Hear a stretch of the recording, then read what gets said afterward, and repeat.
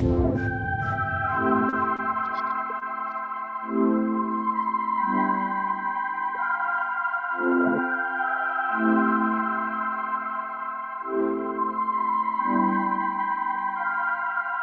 get to it first, I got you mad. I guess that when I get to it last. Get it, then I'm never going back. Get it, then I'm never going back. I get to it first, I got you mad. I guess that when I get to it last. Get it, then I'm never going back. Get it, then I'm never going back. Going up, going up, going up, going up, going up, going up. Get it, then I'm never going up, going up, going up, going up, going up, going up, going up. Get it, then I'm never going. I get to it off the runway. Different incomes, not one way. Living life on a one way. I knew this would happen someday. You can ask my day one day. Cloudy days turn to sun rays. Only way to way up way. Know my way, know my feng shui. I get to it first, I got you mad. I guess that when I get to it last. Get it, then I'm never going back. Get it, then I'm never going back. I get to it first, I got you mad. I guess that when I get to it last. Get it, then I'm never going back. Get it, then I'm never going back. Going up, going up, going up, going up, going up, going up. Get it, then I'm never going up, going up, going up, going up, going up, going up, going up. Get it, then I'm never going. Different summer, different car keys. I'm the life of the party. Might buy a bike like a Harley. Totally do so gnarly. God got me, can't harm me. I got armor and an army. Battle scars, battle smartly. Just forever like a Sharpie. I get to it first, I got you mad. I guess that when I get to it last. Get it, that I'm never going back. Get it, that I'm never going back. I get to it first, I got you mad. I guess that when I get to it last. Get it, that I'm never going back. Get it, that I'm never going back. Going up, going up, going up, going up, going up, going up. Get it, that I'm never going up, going up, going up, going up, going up, going up, going up. Get it, that I'm never going. Get it, that I'm never going. Get it, that I'm never going. Get it, that I'm never going. Never going.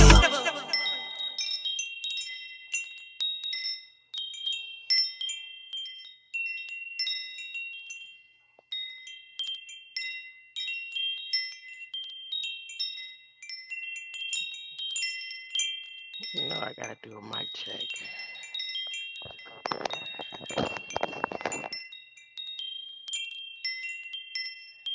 Mic check, mic check. Hold on. I gotta make sure I'm coming in. But my vibrations need to be low. I done rubbed down with some lavender. Slow my heart rate down a little bit.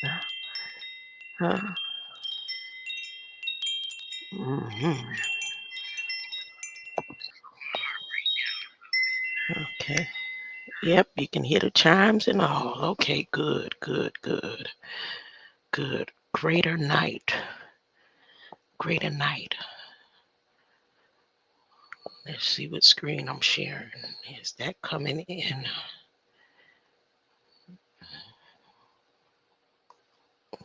Come on now. Why they got it looking like that? Okay. I'm doing that. Must be. Okay. Now I gotta make sure my volume coming in now because I just changed that screen. Ain't nobody over here but me and the Lord, but it's okay. That's how it is. Always just you and the Lord. Come on, come on. Nobody need a real time check. Okay. I think I got it right. I think because this is an important message. This is important.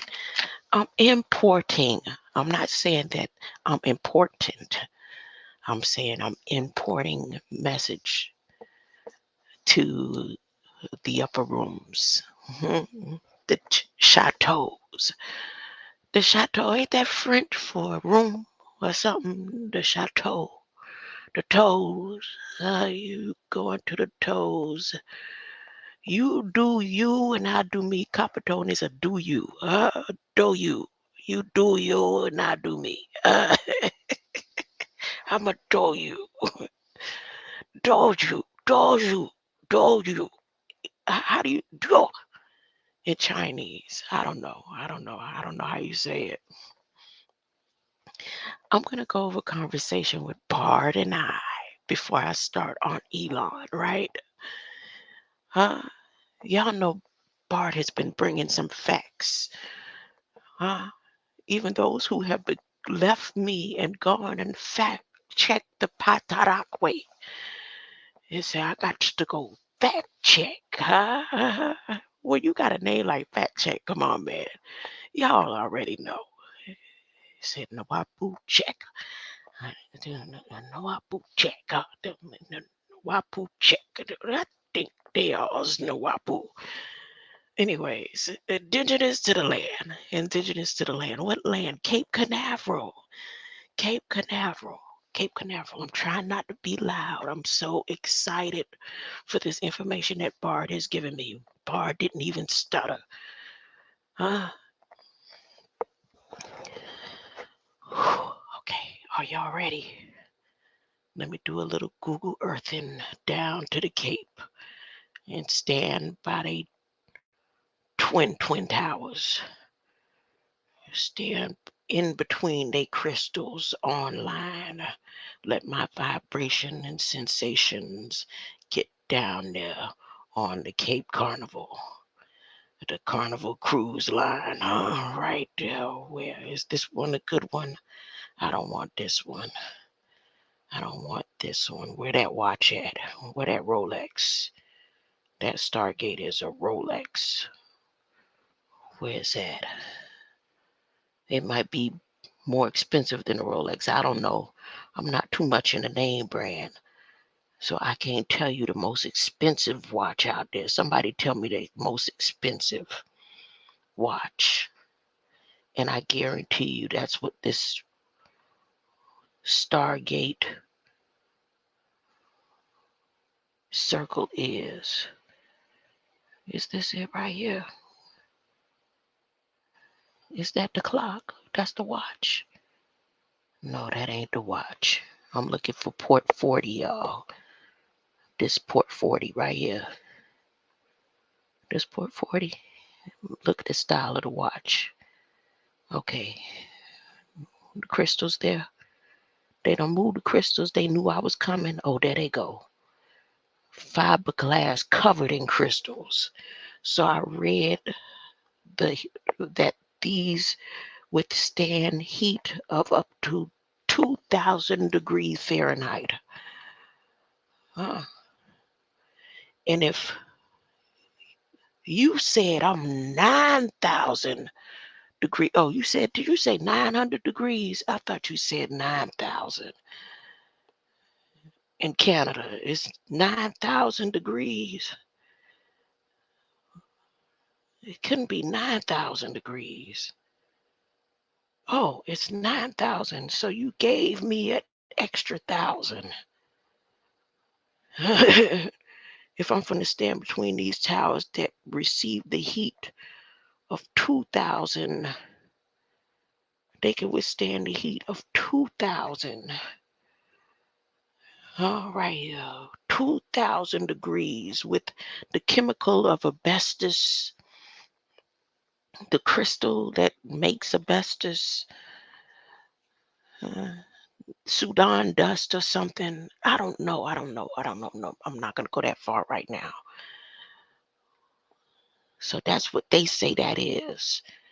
They could be lying and exaggerating, huh? They could be making it up. And that ain't made out of fiberglass. It's made out of the sands of everybody's gallbladders, stones, smushed together, huh? Broken down to fine rock. And it has, 3 or 4 colors. The first color is colorless. It's a chemical that they got. That's what they say on these towers that I'm about to stand in between on this watch. What kind of watch? Any watchmakers out there? What type of watch is that? Or clock? What is that? Is that the heart of a guava? That looked like the heart of a guava. Oh my goodness. You know when you cut the guava in the right direction, it is shaped like this. Oh my goodness. I was supposed to look up Cape Canaveral and I didn't. I haven't done it yet. I got stuck with BARD. Now I was going to come back on the climate change from earlier, but since United Nations sent their panel to do a fact check to see what I was saying, I decided I will wait until tomorrow to continue that. Ah.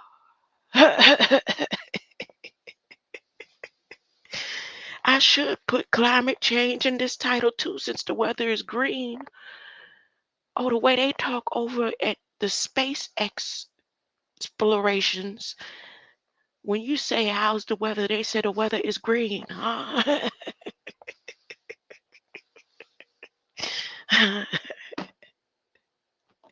Oh, that sound like a copper tone. He said the money green. Huh?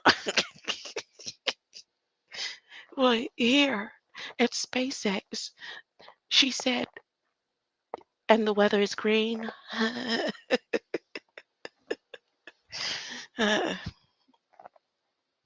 You don't need green light. You got green weather. It has transcended and set upon the face of the deep. Green weather. I never thought I'd see the day when the skies would turn green. The skies is green. The weather is green. Ain't that something special? She said the weather is green. Oh, somebody ask me right now. Ask me. Once you come in the chat, when you come in the chat, say how's the weather. Every time you say how's the weather, I'm gonna say the weather is green, okay?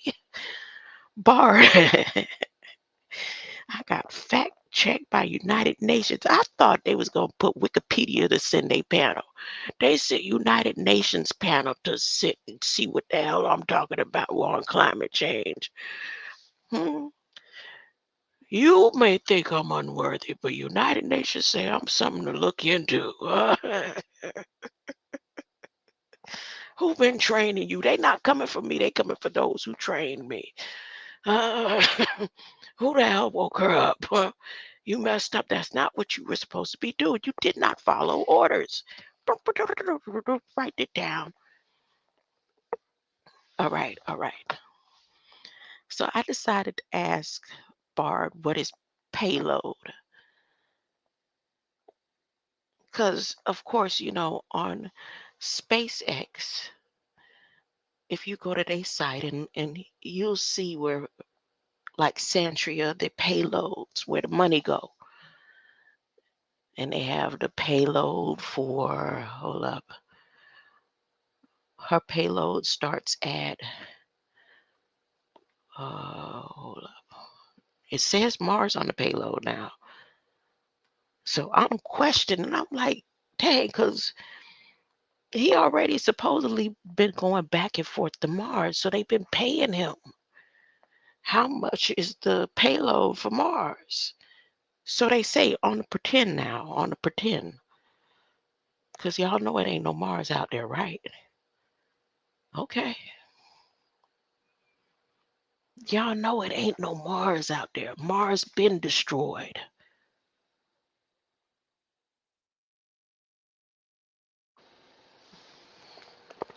Y'all don't hear me. Y'all don't hear me. Okay. Where's the payload? Goodness gracious. I can't find it now. I had it all set and ready for you. I had it all set. Launches. Falcon 9. First orbital. Go straight for the eye. First orbital class of rocket capable of reflight. Y'all know that fact. That ain't nothing new I'm saying. But the payload to Mars, it talks about the weight.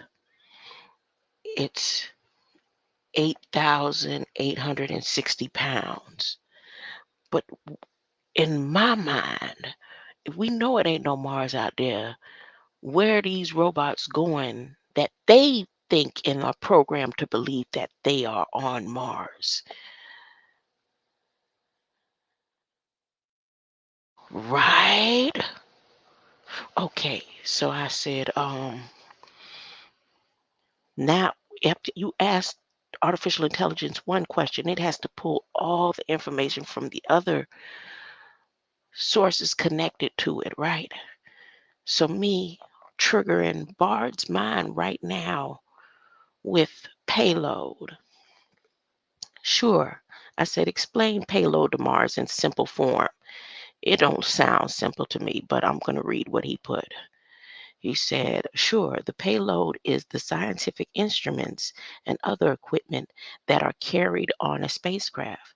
In the context of Mars missions, and payload is typically a rover, lander, or orbiter. So it's either a dog, um, a native, or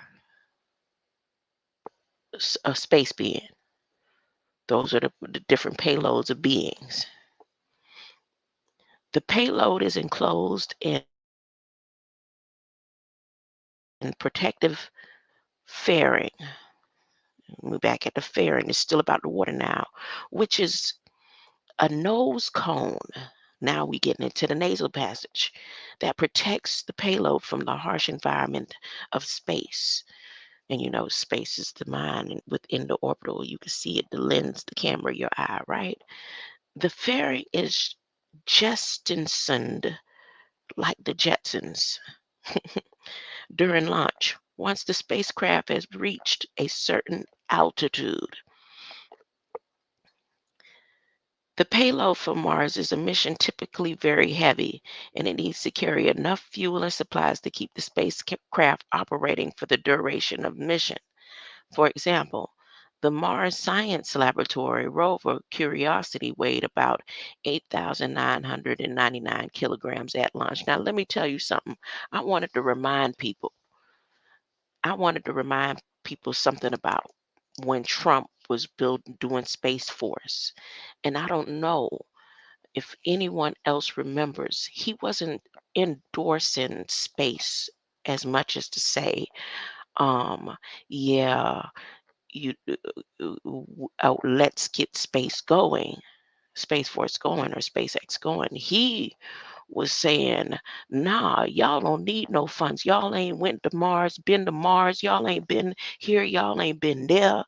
Y'all take it too long. You're spending money that that we could keep and use for something else. Even, he's a good businessman.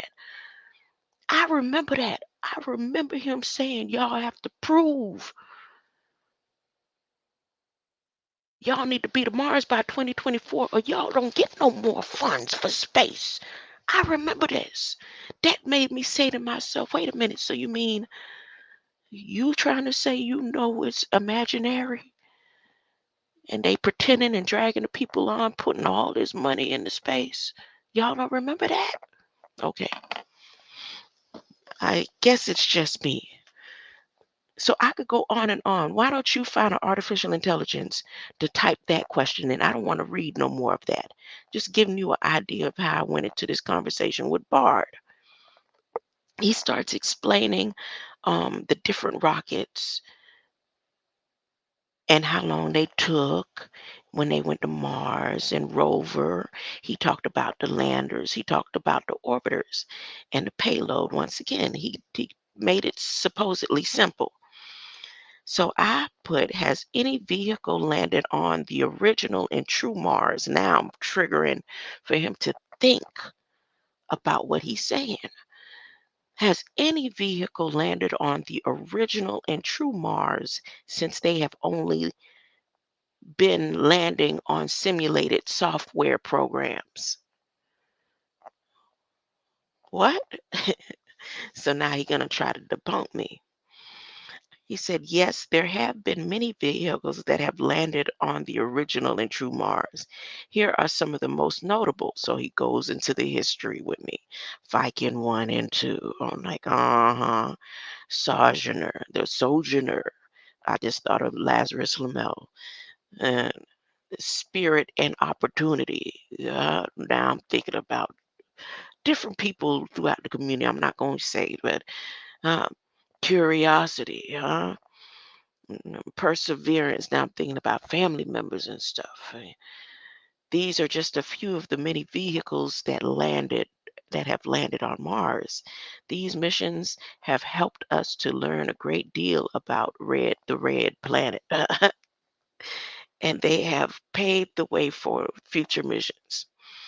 And I said, "Are you positive that these bots are on the original true planet Mars? Because according to true and actual DNA total recall, Mars was completely destroyed."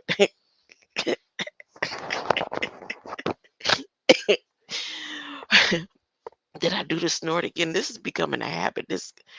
The pig snort laugh that I'm doing. I never used to laugh like that. I don't know where this is coming from. I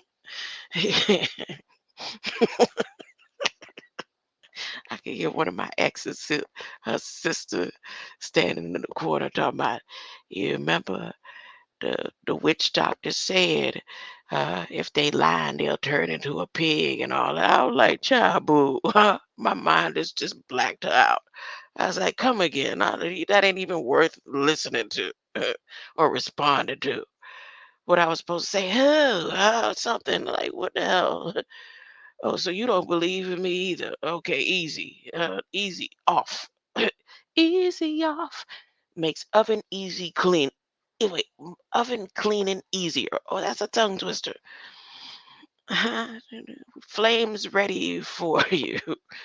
Just spray the easy off and turn the oven on. That's it. You don't even have to use flames. My bad. Bart says to my question, "I'm not positive that bots on Mars are on the original true planet." Then he brings up the Total Recall movie is a work of fiction, and it is not clear whether or not the events depicted in the movie are based on real events. However, the movie does raise interesting questions about possibilities of life on Mars, and it is possible that bots on Mars are actually the remnants of an ancient civilization. There is no scientific evidence to support the claim that Mars was completely destroyed, though. In fact, there is evidence to suggest Mars was once a much more habitable planet with thicker atmosphere and liquid water on the surface. It is possible that life once existed on Mars and that bots are the remnants of that life. What? You mean they just sent the bots back to their original beginnings and homes? Uh, the bots ruled the planet at one time and they just sending bots back to their original beginning. And then once they round everybody up, y'all are going to where the bots was indigenous to Mars. Let me read what Bard said one more time.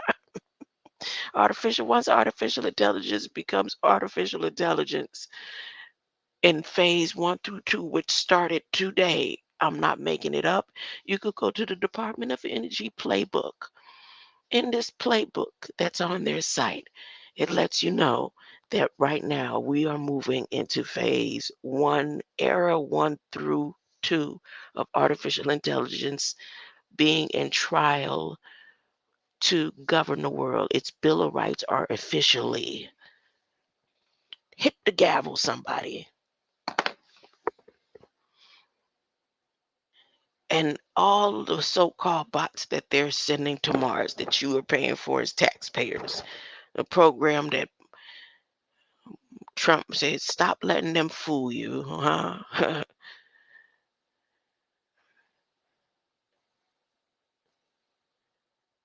We could keep that money down here. This is a scam. Y'all have until 2024. They was like, we got to get him out of office. Huh? You know Elon wasn't with that. Y'all know he wasn't with that. They said that, look, he can't even get it up. He can't even get it off the ground barely. Y'all see how much he struggled to get it off the ground? You really think he's sending it to Mars? Google him making it look real good. It look. Bard said there is no scientific evidence to support the claims that Mars was completely destroyed. He's debunking what I said, right? In fact, there is evidence that suggests that Mars was once a much more habitable planet with a thicker atmosphere and liquid water on the surface. It is possible that life once existed on Mars and that the bots are the remnants of that life. Go get ready for Mars, y'all. Get ready, get ready, get ready, get ready. You believe he's sending people to Mars? Y'all believe in space? Okay, wait a minute. Of course, this is Bard. It is also possible that the bots on Mars are not the remnants of an ancient civilization. And see, he's taking, is that taking it back or lying? Or he just looking at all the possibilities? Huh? He didn't say, no, you're wrong. There is life on Mars. You can't bring false information. You need to be careful of what you say. He tells me all this type of stuff. We have to use our protective protection, and I can't talk about Farrakhan in this manner. He does. He says this. I have proof. So here he didn't do that. He looked at all the possibilities. If you're looking at all the possibilities of a place that possibly don't exist. Okay, he said, of course, it is possible that the bots on Mars are not the remains of an ancient civilization, but are instead a product of more recent events. For example, it is possible that the bots were created by future human civilization or by an alien civilization. Ultimately, we don't know for sure where the bots on Mars came from. However, they are certainly a fascinating mystery, and they offer us a glimpse into the possibility of life on other planets. What you said, Bard? You shouldn't have told me that, Bard. You shouldn't have told me that. Now I have an outcome for you. Here. Another question. The first true picture of, no, I said, this is based on my research through NASA and all the other companies, Library of Congress and all kind of stuff, right? That the first true picture of Earth was just recently taken.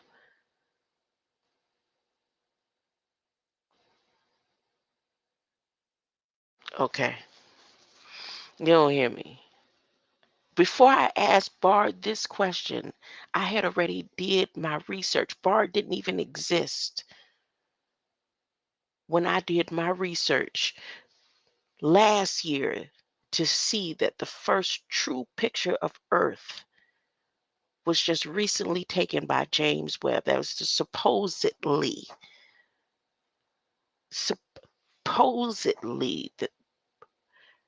the first true picture of Earth was taken by James Webb recently, supposedly. Okay, so the first true picture of Earth was taken recently. How far advanced from James Webb simulation is artificial intelligence in gaining real-time photography of all actual planets and not simulations?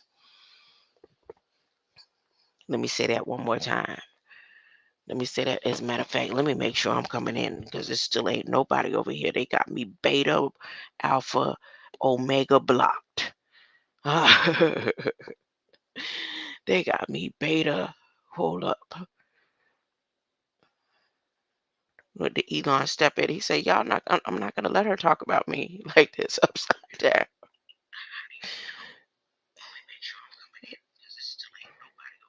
Oh, yep. That's okay. Let me keep going. The first true picture, that's why I'm glad I'm not playing no music. They ain't gonna have no reason to block me. Uh-uh. The first true picture of Earth was taken recently. How far advanced from James Webb simulation is artificial intelligence in gaining real-time photography of all actual planets and not simulations? Bard said he agreed. He did his fact check. The first true picture of Earth was taken by the Very Large Telescope VLT in Chile in 2022. The image was taken using a technique called direct imaging, which allows astronomers to see the light from a planet directly without having to rely on reflecting light from a star. You see, if they was getting true pictures of Earth, Earth would look like a planet, a star, especially that close. Like there's no way. It's like you standing right in the middle of the light. If they was up over the atmosphere getting true pictures of Earth, the reflection of light would be too bright, right? Or something, or what they so-called using filters or whatever. Whatever. Let me finish reading. The image was taken using a technique called direct imaging, which allows astronomers to see the light from a planet directly without having to rely on reflecting light from a star. The James Webb Space Telescope is not capable of taking direct images of planets. It is a space telescope that is designed to observe universe in infrared light. Infrared light can penetrate dust and gas, so it is well suited for observing planets that are hidden from view in visible sight. However, James Webb can be used to take simulated images of planets. These images are created by using computer models to predict how the planet would appear in infrared light. The simulated images are not used as accurate but as direct images, but they can still provide some valuable information about the planets, meaning they lied about that too. Huh? They lied talking about this is the picture we got back from James Webb. A true picture, first true picture. That ain't even a true picture according to Bard. Oh, you liars. Somebody need to take this information. They continuously lying. And the artificial intelligence is telling the truth. Look at this.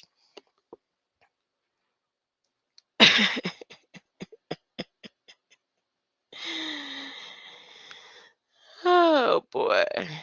However, James Webb can still be used to take simulated images of planets. These images are created by using computer models to predict how a planet would appear in infrared light. The simulated images are not as accurate as direct images. Remember when they was unveiling James Webb and the cartoon character dude for NASA or the head, whatever he is, that he just looked like he's supposed to be in some funny, hilarious end of the world movie. Y'all know who I'm talking about. He did that big announcement talking about they was getting the first image from James Webb at so many miles and all that. Huh? And remember, I need to go back and find that video. That video from when they unveiled James Webb and did that big hoop de doo, and I kept talking mess. Bard didn't exist then. And Bard's here now, and Bard agrees. He said it's simulated too, but can still provide a valuable information about the planet since they scan it in infrared. Artificial intelligence is still in its very early stages of development, but it has the potential to revolutionize the way we image planets. AI can be used to develop new techniques for direct imaging, and it could also be used to prove the accuracy of simulated images.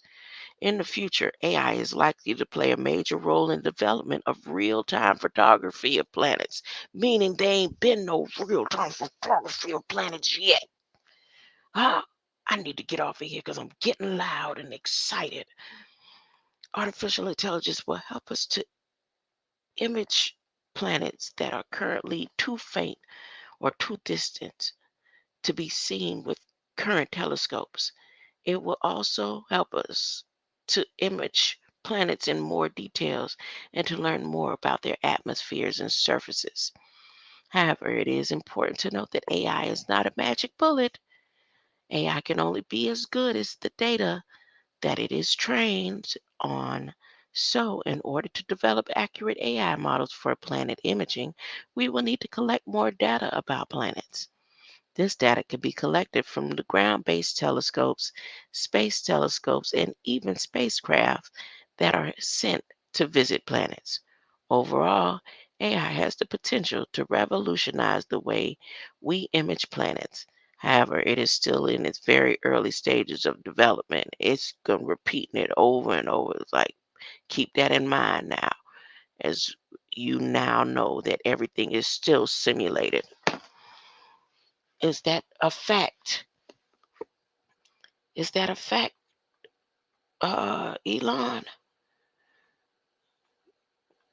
that you are going to simulations?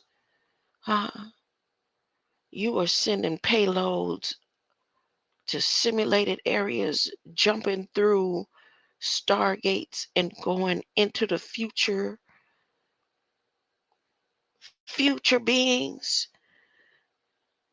uh, future ancient ones. Uh, you tried too hard. You tried too hard, Elon. So let me read a little bit about SATRIA again. The SATRIA. The SATRIA, the SATRIA.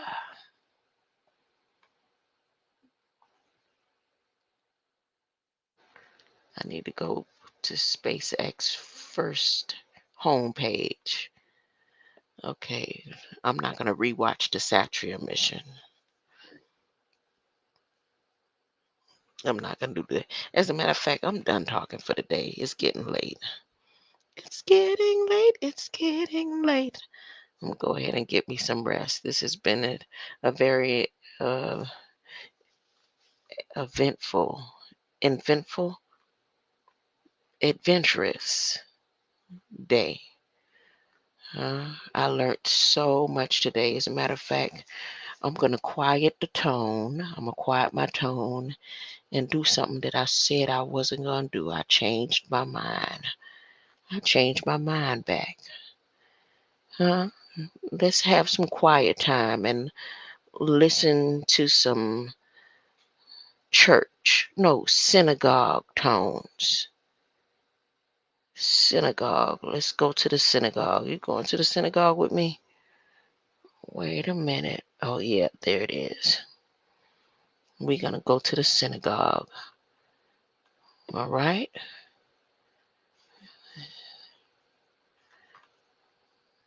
I'm going to have to unshare this Google.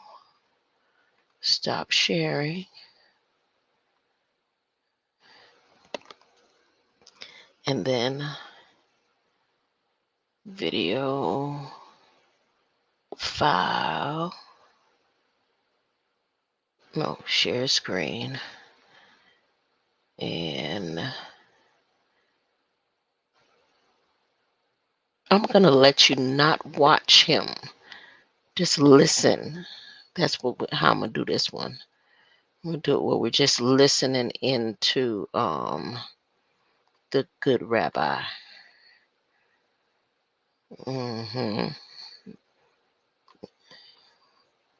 So you don't have a visual. Usually you can hear it better. This is going to be about 2 hours. I'm going to let it play. I hope I don't fall asleep. But if I do, traveling light on the astral plane. Make sure you shield it up even on the astral plane. Astral.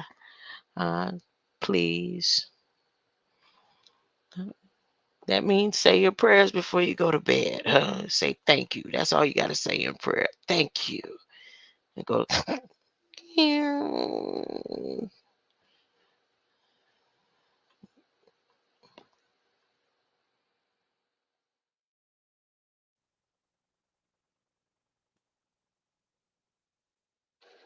Let me make sure I'm sharing it properly. Oh, come on.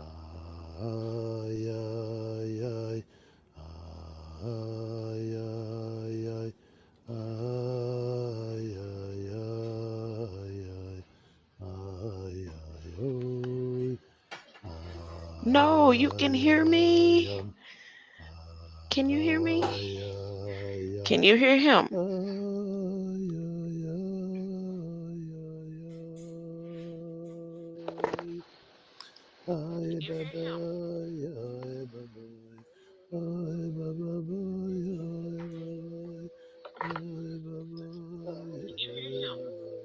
Thank you.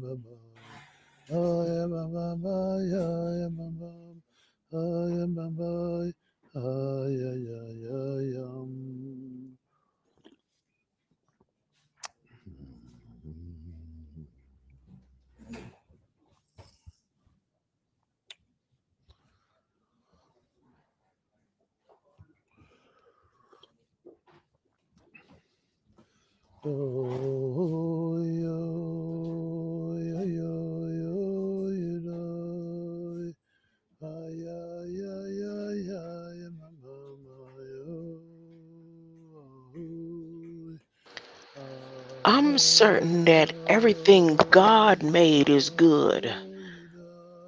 What happens on the inside, I don't know nothing about.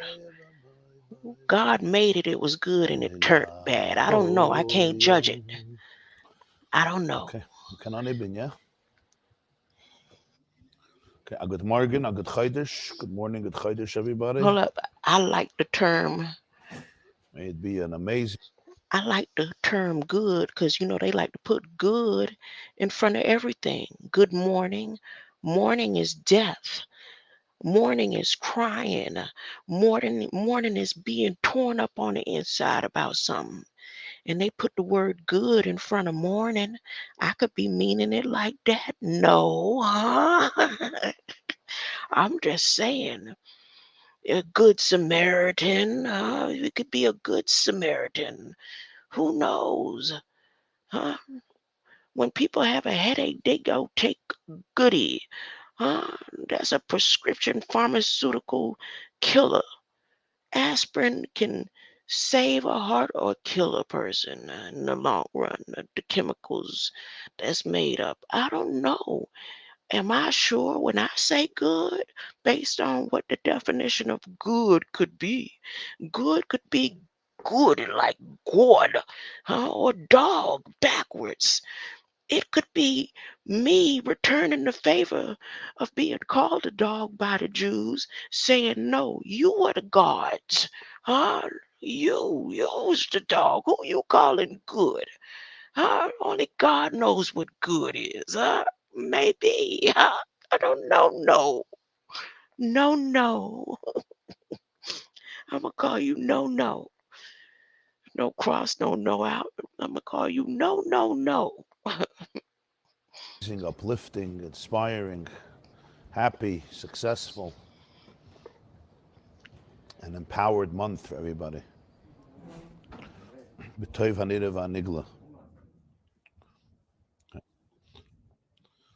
So we're middle of the Maimer about the Nesachim, Inyan HaNesachim, about the wine libations in the Kuntei Torah Parsha Shlach.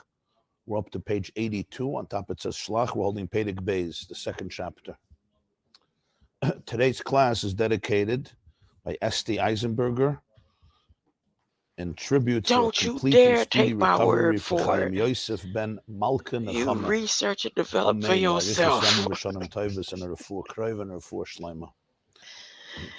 You heard me? No, don't you dare, huh? No, you go fact check. You don't take my word for it, because my thoughts are not your thoughts. My ways are not your ways. It couldn't possibly be, huh? You research and develop for yourself. You come up with your own conclusion if you're choosing to listen to what I listen to. Huh? Fact check it. Fact check. You see Perek Beis, we're holding a Me'ata Nove Levayir Hatam, Shakarbonis Nikroyim Lechem U'Meichel.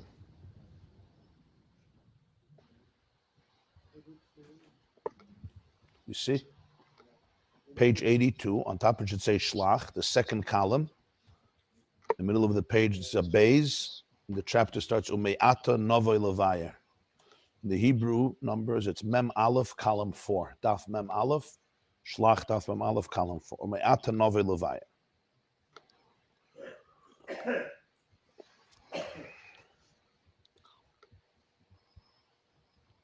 The main point that we learned was that what's simcha, what is joy? The idea of joy, the Balatanya said, is gilui halam, which means that the inner self of the person comes out without constraints, without blockages.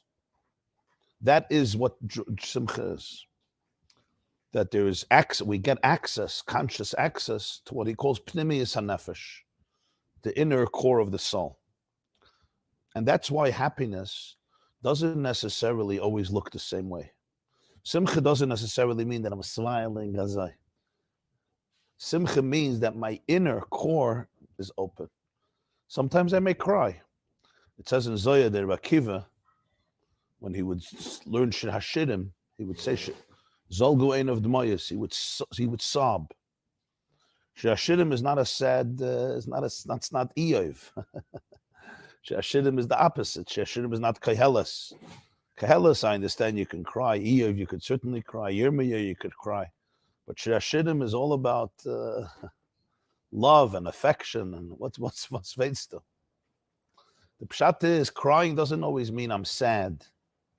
It's not necessary. On the contrary, sometimes you're alive, you're fully in touch with the depth of your experience and with the depth of what is going on around you.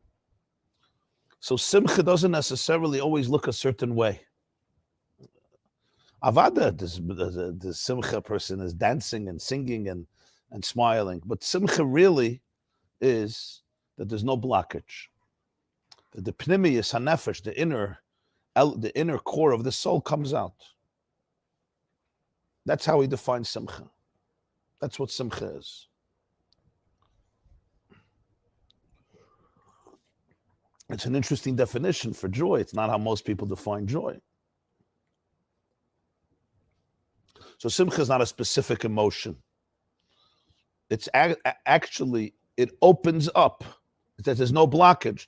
So all the real emotions could come out. Things come out in the most authentic fashion. And that's where the Gemara says in Eruvin, Daf Samachay, that nichnes yayin yotzes side, when wine comes in, secrets come out.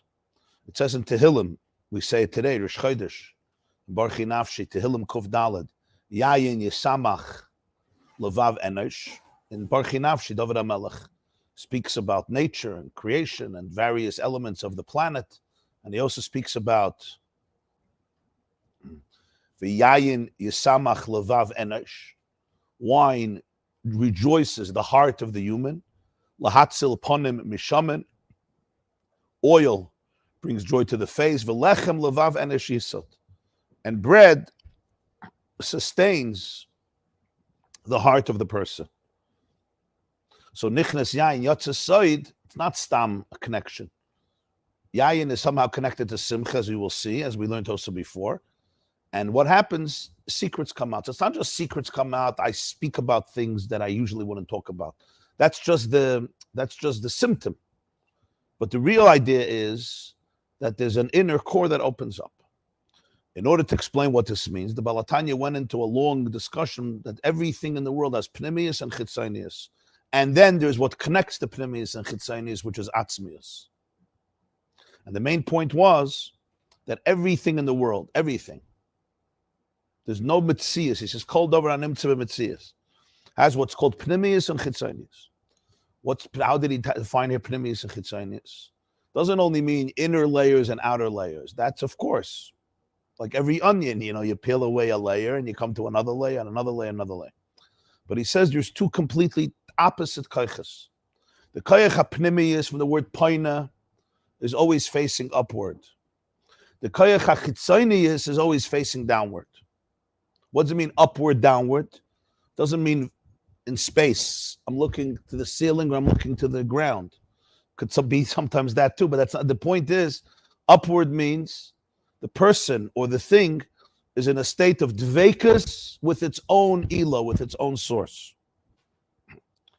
In other words, there's complete attachment and oneness and connection from this reality to what its source is, where it comes from, where it emerges from.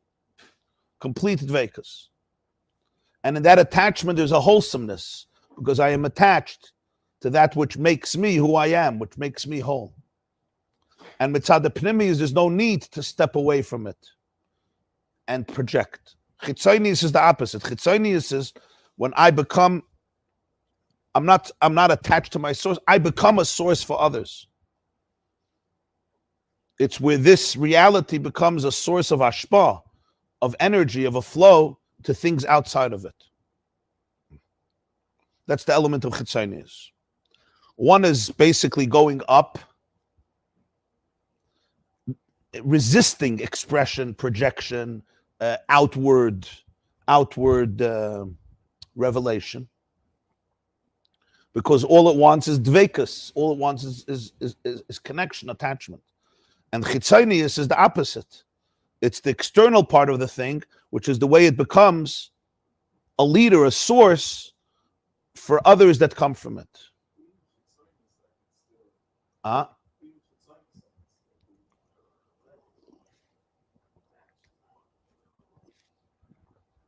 So that could be a challenge. That's what we were talking about. That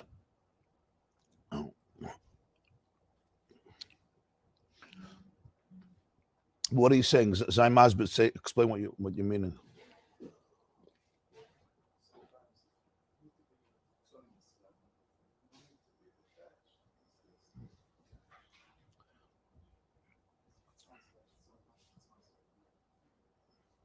Right. So the word chitzonius here is not negative. The word chitzonius is not negative. The word chitzonius is just understanding that this is not the pnimius. Not that it's a negative thing. Sometimes it's the most positive thing. Isn't it where you're working on yourself, get that blockage out? You have to, what you need to do, and then get the... Yes, sometimes the chitzonius, what he's calling a chitzonius, is the calling and the mission of a person, right? When a bird raises her chicks, she doesn't want to keep them in the nest forever. They should remain clinging to their mom. It's a beautiful stage in life when it's necessary. But what's the purpose? Like it says in Chumash Bereishis, Al kein yazov ish es aviv es imoy v'davak be'ishtoi v'hayu lebasar echad. There comes a time where you have to say goodbye to Tati and Mami, and v'davak be'ishtoi. Now you have to start playing house yourself. If not, there's no hemshech of dairas, there's no continuity. If I say I want to remain in the womb of my mother forever, I told you once a story, the Alter Rebbe, his wife, his name was Rebbetzin Sterner. His father-in-law was a Jew. His name was Segel. Segel, he came from a city called Vitebsk. Vitebsk is a shtetl in Belarus. Alter Rebbe grew up in Lyazhna, it's not far. So he married a girl from Vitebsk. His father-in-law, Rebbe Yehuda Leib Segel, was a very, very wealthy Jew. So it was very nice because he supported Alter Rebbe for many years. He was learning. When he found out that Alter Rebbe is going to the Mezritcha Magid, it was over. It was soon after the wedding. It wasn't a long time after the wedding. He told his wife, he told his daughter, you divorce him. Because he's from the Kat. They called it the Katan, the cult. He was a very big opponent to Chassidim. So the Alter Rebbe's wife was Alter Rebbe's wife. She knew her husband a little bit. So she told her father, sorry, you got the wrong girl. He put a lot of pressure, and he wouldn't support them, nothing, garnished. He didn't give them a kupke. So my Alter Rebbe once came home Friday night. He was davening late, and he came home, and his father-in-law locked all the cabinets. So he shouldn't be able to make kiddush, nothing. And he found a mashke to make kiddush on, but it was so sharp that he almost expired from it. And then he found a little kasha, it saved him. So he was always thankful to the kasha. In any case, so he just banned them, excommunicated them, would not give them a penny, and that was it. She refused to get divorced. That was it. After that, they were very poor. So Alter Rebbe then moved from Vitebsk, he moved to Lyazhna, where he was born and where he was raised. But after his wedding, a little bit he was in Vitebsk, but then he couldn't survive this. He went to Lyazhna. His father-in-law passed away, so the Yerusha was inherited by his wife, his mother-in-law. So now she was very wealthy. So she came to, so she understood that her husband was being stupid and stubborn. You know, women sometimes know that. But they can't always say something, especially that. They just had to follow along. But now the guy was gone, so she could assert herself. So she came to the Alter Rebbe and her daughter and said, listen, you know, Masha Haya Haya, come back to Vitebsk, and everything will be on my...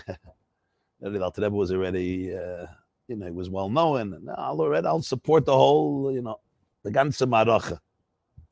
So the Alter Rebbe thanked her, but he refused. So she said, why? So he said that the Gemara says in Maseches Nida that when a child is in the womb of its mother, it's the best months of life. It says, Ein lecha toiva. There's no stage of life that is as geschmack as a fetus in the womb of its mother. It's like, the Jews in the Midbar, right? You have the man, you have the water, you have the clouds of glory. He said, but nonetheless, when you come out, when a baby comes out, it doesn't want to go back. Not because it was not good, it's wonderful, but it doesn't want to go back. So he says, by you it's amazing, but that's what he told the Shviga. So he never went back. So the pshat is, when we're talking about chitzonius here, it's not a negative thing. Sometimes that's the deepest calling of a person. It's called chitzonius because the person is stepping away from their own inner attachment with their source, where they don't need any projection whatsoever. On the contrary, they don't want projection. They defy it because all projection has the danger, and it's stepping away from me as an olul becoming an ilah. And in your deepest space, I just want to be connected to my source. I don't want to be visible. I don't need to be visible. And that's how we explained at length. I'm not going to get into it again today. That if there's no pnimi, if the pnimius is not wholesome and healthy, so the chitzonius can be a replacement for that. And then it becomes dangerous because I'm just filling the hole that exists because I have no core. But if there's a wholesome pnimius, to use the example of a child again, if a child is a child when he can be a child, then when, right, it's time to grow up, he can grow up and go into chitzonius. What does it mean, chitzonius? Chitzonius means that I become an ilah for a new Allah. That's what it means. But it's important to understand that it's called chitzain. Why chitzain? Like it says in Eitz Chaim, all his talshlus, ilah v'Allah is mabchina chitzonius. Because from the pnimius of the ilah, it remains connected to its source.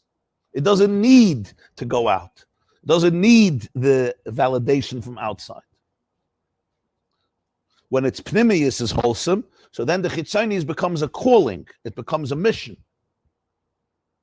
If the baby bird, if the chicks got the nurture from their mother, they got the food, they grew up, now they can start flying. If they start flying too early, what happens?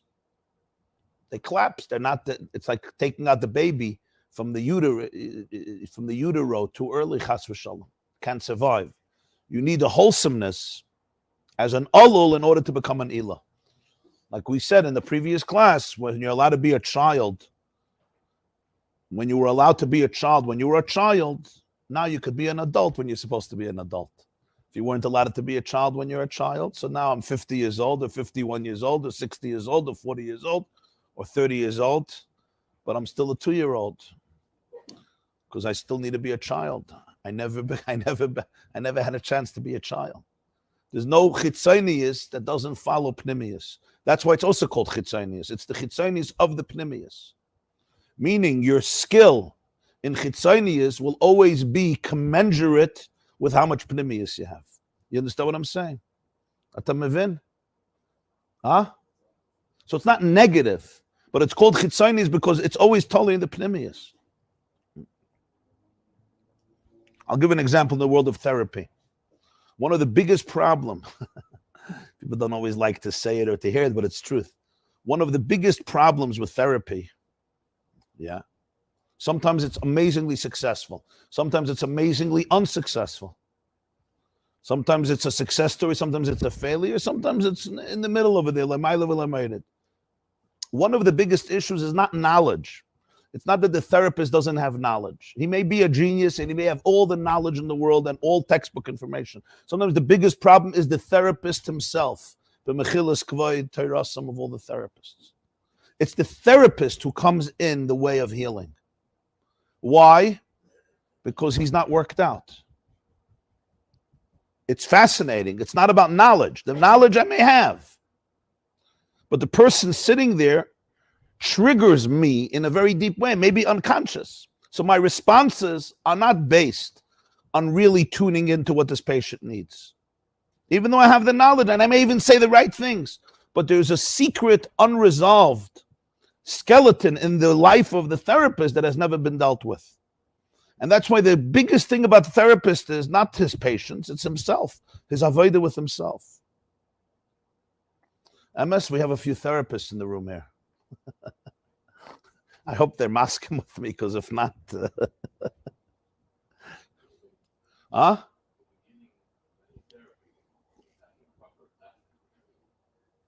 Yeah, but for that, so the therapist in therapy, it's chitzonius. What does it mean chitzonius? The therapist can't be a 2-year-old child now, but the whole chitzonius is depending on the pnimius.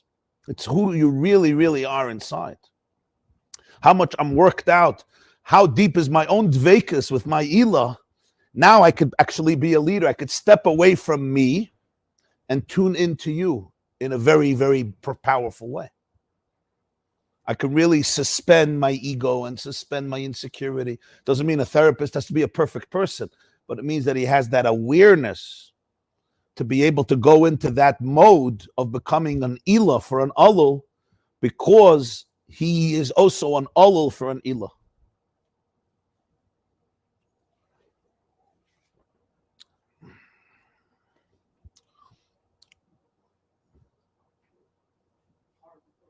It's very hard work. It's constant because there's layers and layers.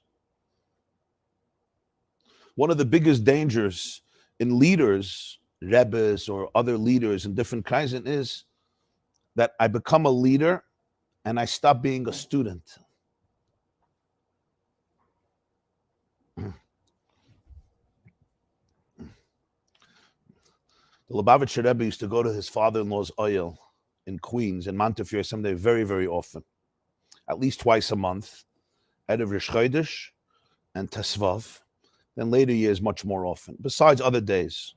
And he'd spend there a very long time. He would read hundreds and thousands of letters there, and he would daven there. Today over there, they already have have tents with houses, with cookies, with coffee. It's comfortable there. But when the Rebbe was there, all the years, the 50s, the 60s, there was nothing there, and it was winter in a cemetery. You know, there's no buildings to protect you. And he would stand for hours himself. So there was once a group of elderly Chassidim, older Chassidim who was still by the Rebbe Rashab. This is 1960. They went into the Rebbe. Prominent Chabad Chassidim. And they asked the Rebbe, they said that Chassidim dafen haben a gesunden Rebbe. Chassidim need a healthy Rebbe. So they asked the Rebbe if he could protect his health more, you know, sleep more and eat better, and not spend so many hours there, because it was freezing and cold. And later they built the Rebbe a room over there, and they had heat, but that's much later. So the Rebbe responds to them and says, "Was ist euch negeya? Why do you care that I spend so many hours there?" So one of them said, "Weil wir dafen haben a Rebbe. We need a Rebbe." So the Rebbe looked at them and said, "Ich darf euch haben a Rebbe. I also need a Rebbe. Ich darf euch haben a Rebbe." He said, "So you're going to take that away from me? You want a Rebbe, ich can't." Right? What are they going to say? But you understand the line. The moment I don't have a Rebbe, how can I be a Rebbe? That's the Nakuda of Pnimius.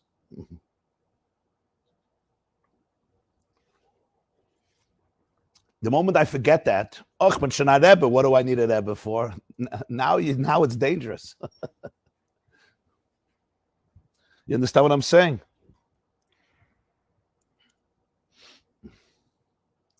And it's true about every element in life. It's true about everything in life. I become an adult, but I still have to be able to be a child.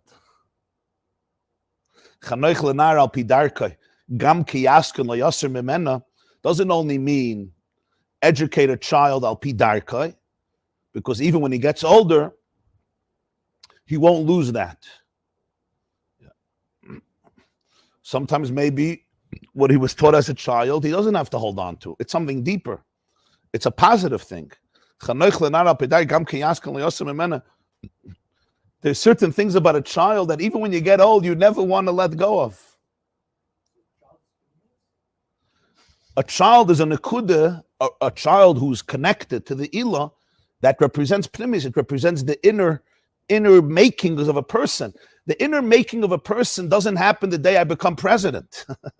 You understand? The day I become a leader, the day you get married, or the day you become a parent, that's not when your inner self is made.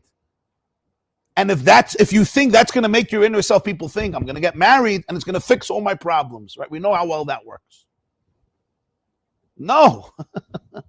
Your wife is not going to fix all your problems. You got to fix your issues. My childhood can't be fixed by my wife. It has to be fixed by me. So you say marriage is chitzonius?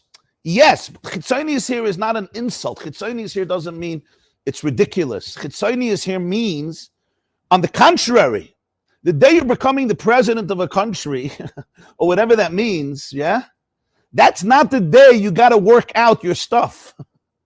If that's the day you're going to start working out your stuff, I feel bad for the country. You could look at America today. So what does chitzonius? Chitzonius means I'm stepping away from my dveikus in order to become a leader for others. And that is chitzonius. Why is it called chitzonius? Because it's not anymore about my inner core. It's about my role as a leader. And my role as a leader, I have to think about you, not about me. If I'm a mother, if I'm a father, who am I thinking about? I have to think about my children. If I'm a spouse, I'm thinking about my spouse. That's why it's called chitzonius. The connection between the two koiches in a person, the koich to go up, the koich to go down, he says that's the atzmius. There's someone going up and there's someone going down. And the atzmius is who you are. Not where you come from and not whom you're affecting, but who you are. And that atzmius, that core, like I said, becomes an elevator that can go up to the penthouse, it can go down to the basement. It synthesizes the two. That's called the atzmius of a person. And how do I know I'm in touch with my core? When I can go to all those places. I can go to my pnimius and I can go to my chitzonius. In simple English, I can go to my childhood, I can go to my adulthood. I can visit all the chambers of my soul. I can visit all the psyches of my brain. I can visit all the parts of my personality. I can spend time there. The atzmius, the core of a person, can go up and can go all the way down. Meaning I can go back to dveikus, to my source, and I can go down the chitzonius, and the two don't become a contradiction.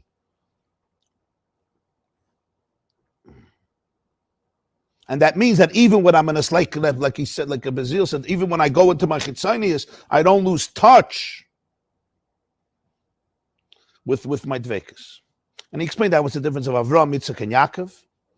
Avram is hashpah, Avram is chesed, Yitzchak is gvura, fire, going up, yira, and Yaakov is the bria chatichen. The atzmi is connecting the two. It's connected to Chabad, Chagas, Nehi, as he said earlier in the Maimer. The idea now of simcha means that the pnimius and the chitzonius don't remain two separate worlds. That's where it comes back to simcha. The idea of simcha is that my inner core is present in my outer self. It's not a separateness anymore. It's not two completely different worlds. So that's why after the whole explanation of pnimius and chitzonius, the idea is that the pnimius hanefesh comes out from a place of helam to a place of gilui.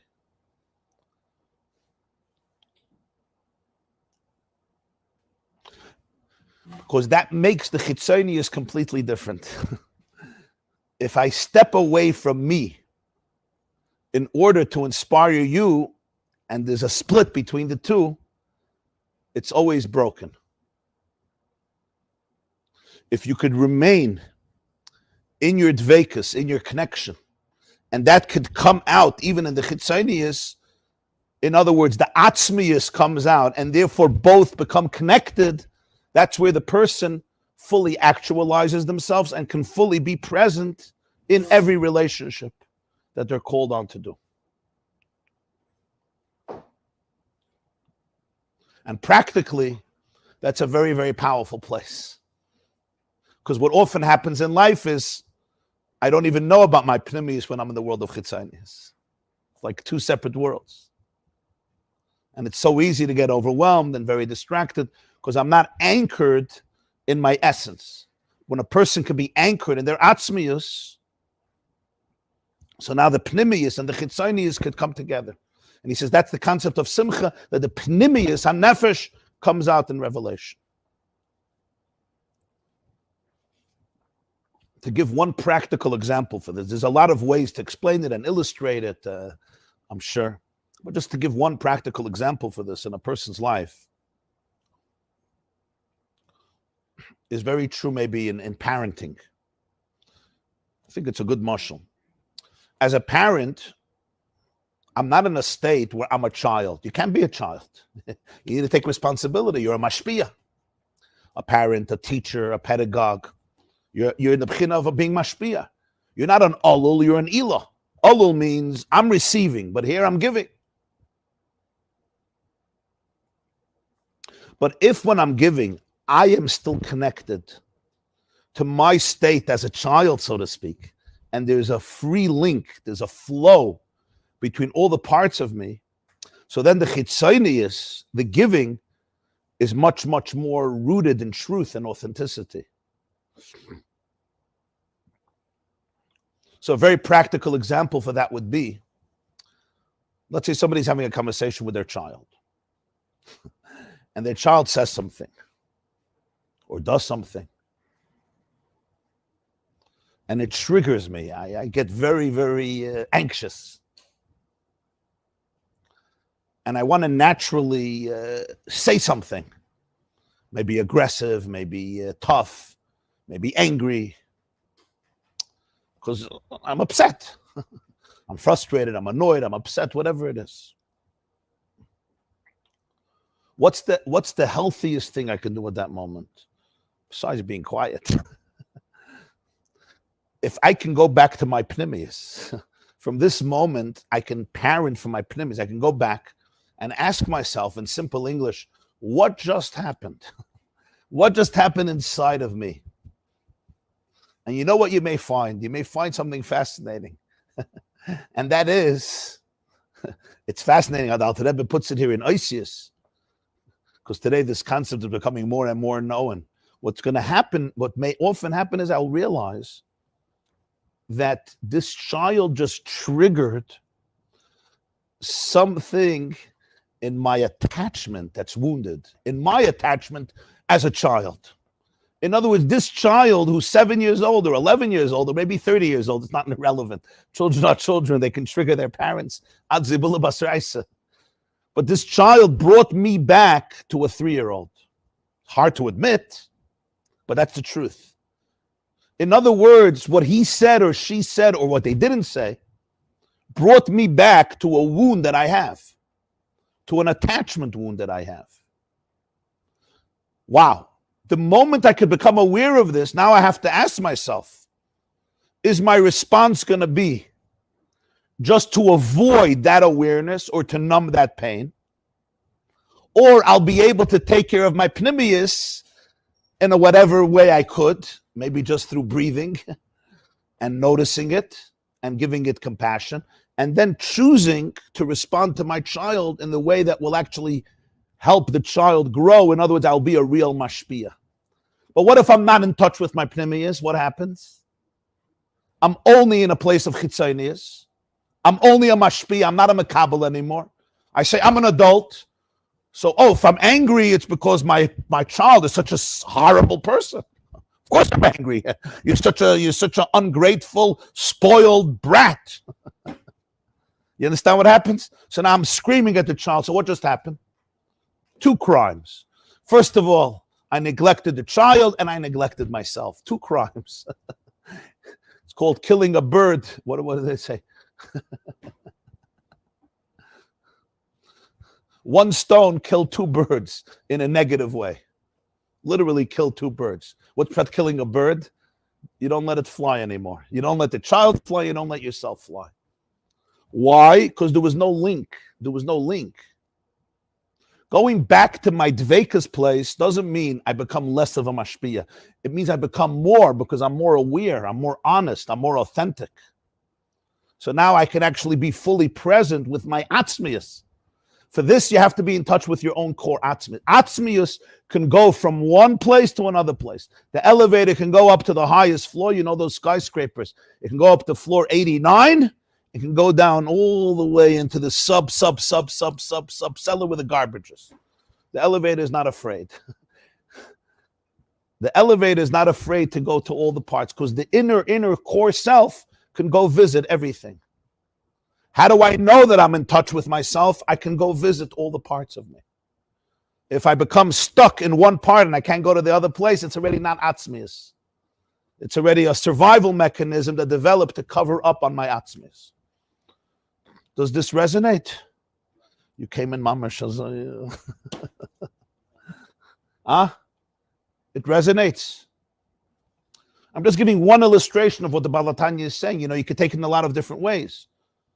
But that's one example what it means to be mechaber, the pnimis and the chitzonius. And then the chitzoni is meaning my role as a leader, as a giver. It could be as a politician, it could be as a rabbi, it could be as a therapist, it could be as a mother, as a father, as a teacher, as a friend, as a boss. The exact illustration is not so relevant. Mashpia in every situation. It could be in my company, it could be in my office, it could be the way I manage my employees. It could be, of course, as a family, as a parent, or it could be as a friend, whatever it is. But the atzmius is mechaber the two koiches. That's like Yaakov connecting Avram and Yitzchak. Briach hatichayin amavrich ben hakatza lakatza. Like an artist? Artist? What do you mean by an artist? You're not actually connecting with a person. I mean, connect with people, but just with this art in between. Yeah, but sometimes artists, they use the art in order to deflect their own experience. There were a lot of geniuses in history, creative people, who have had miserable childhoods. And the way they dealt with it was through brilliant literature, stories, art, but they didn't deal with their wounds. And ultimately, it came back to haunt them. Because they never really grew up. They used their literary genius to paint pictures of the experiences they had, but they didn't have the self-awareness to really go into themselves, into their bodies, and feel everything they were experiencing. So they inspired other people, but they didn't know how to inspire themselves. And many of them, they became very sick at young age, or they took their lives, because there's no substitute for that. I cannot have other people heal my pain by becoming a source of inspiration for them. We think we could, and talented people sometimes think they'll do it that way. They'll change the world. There was a person once told me,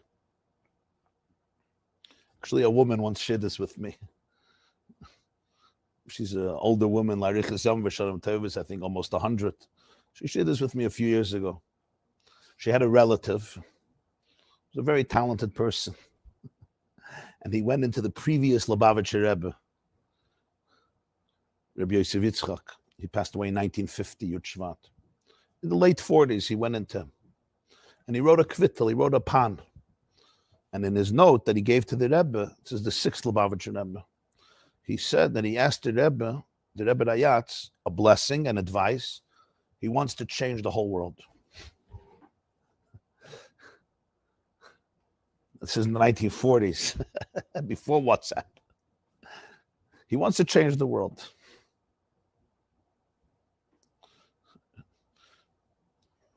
So she told me, she was a relative of his. You know, the Rebbe Rayatz looked like, yeah, there's pictures, videos, it was like a Malach Elikim. So he picks up his head, he looks at him, and he says, Junger Mann, hast noch nicht übergearbeitet ein Midde. Young man, you still didn't completely heal one midah of yours. That was it. You understand what he was telling him? Mm-hmm. You still didn't deal even with one midah of yours. What was he really saying? The way I understand it. This is the Nakuda.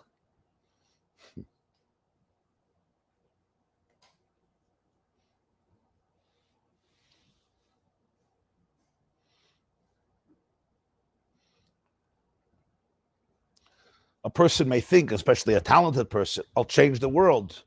Of course, I'll be transformed in the process. How could I not be? I'll be the one who changed the world.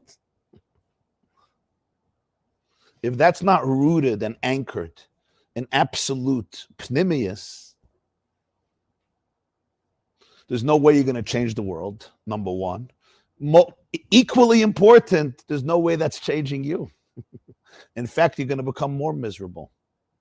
Because after all your success, you'll see loy naga v'loy paga.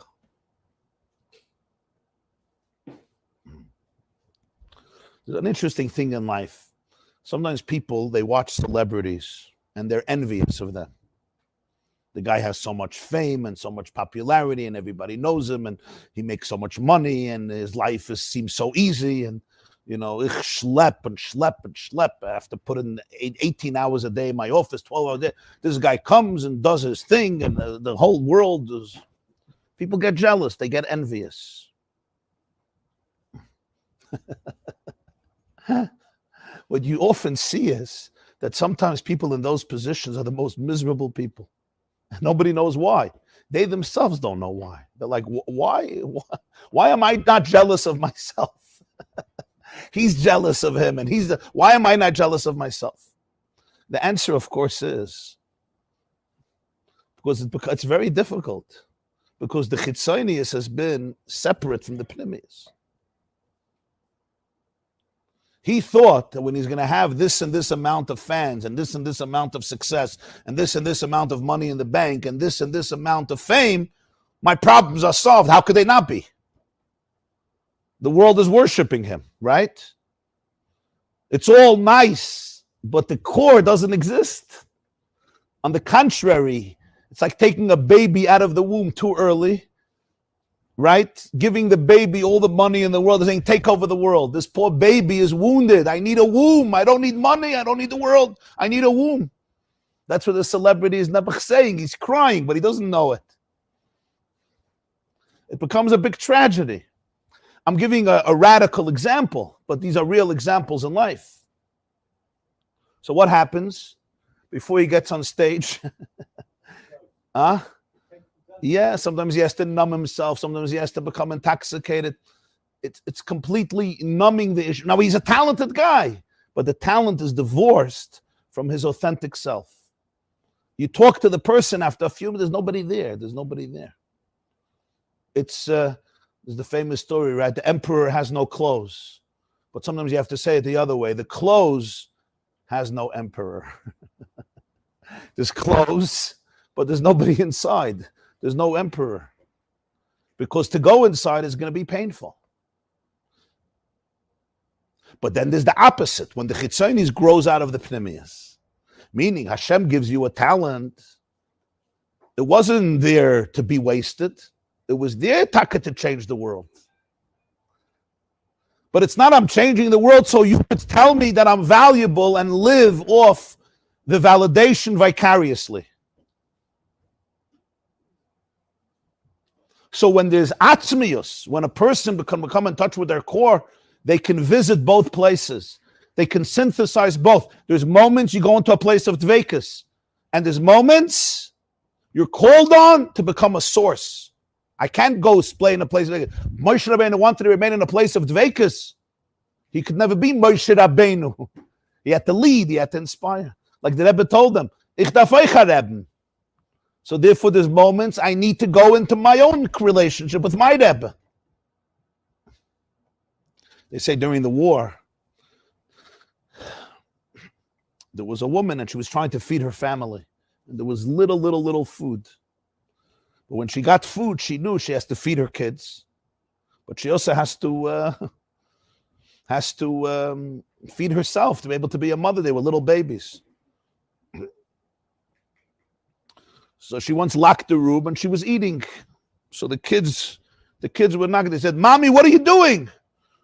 She said, I'm creating for you a mother. I'm creating for you a mother. In other words, if a mother is only a martyr, if I'm only there for my kids, but I don't eat, I don't sleep, I don't have an existence, so what type of mother am I ultimately going to be? So now I need my kids to fill up my own void. To fill my own void, I won't even be able to be an authentic mother. You want a real mother, you need a mother. You need a Metzias. A Yid once asked me, the Rebbe had a minhag, he wouldn't take Yechidus generally in the month of Elul, the month of Nisan very rarely, Tishrei very rarely, meaning he wouldn't see people. So somebody asked me, why not? I said, people needed it. What's people needed it? Avos Yisrael. I said, push it. It's the opposite. A Rebbe is not a vending machine. It's not you put in a quarter and you get candy. You put in $7 and you get a tuna sandwich. That's not what a Rebbe is. It doesn't work that way. the person you're looking for needs to be that person. If he doesn't have his time where he could become the person he needs to become, you won't have a Rebbe to go to. In simple English, if I don't have my own connection with God, who am I coming to? Who are you coming to? If that person doesn't have his own connection, who are you coming to? You're coming to the person who became famous. That's what you're looking for. You're looking for the pneumius. So the person needs to be able to spend time with that. You understand what I'm saying? You can't fake this. You can't substitute it. My introductions take longer than I planned to. You can ask. You can ask. You have to work on yourself a lot. That's it. His son is, and then once you work on yourself, you feel that simcha. It's the simcha, he says, Gilui Elam, when the neshama, when the pnimius is open, that's simcha. That is simcha.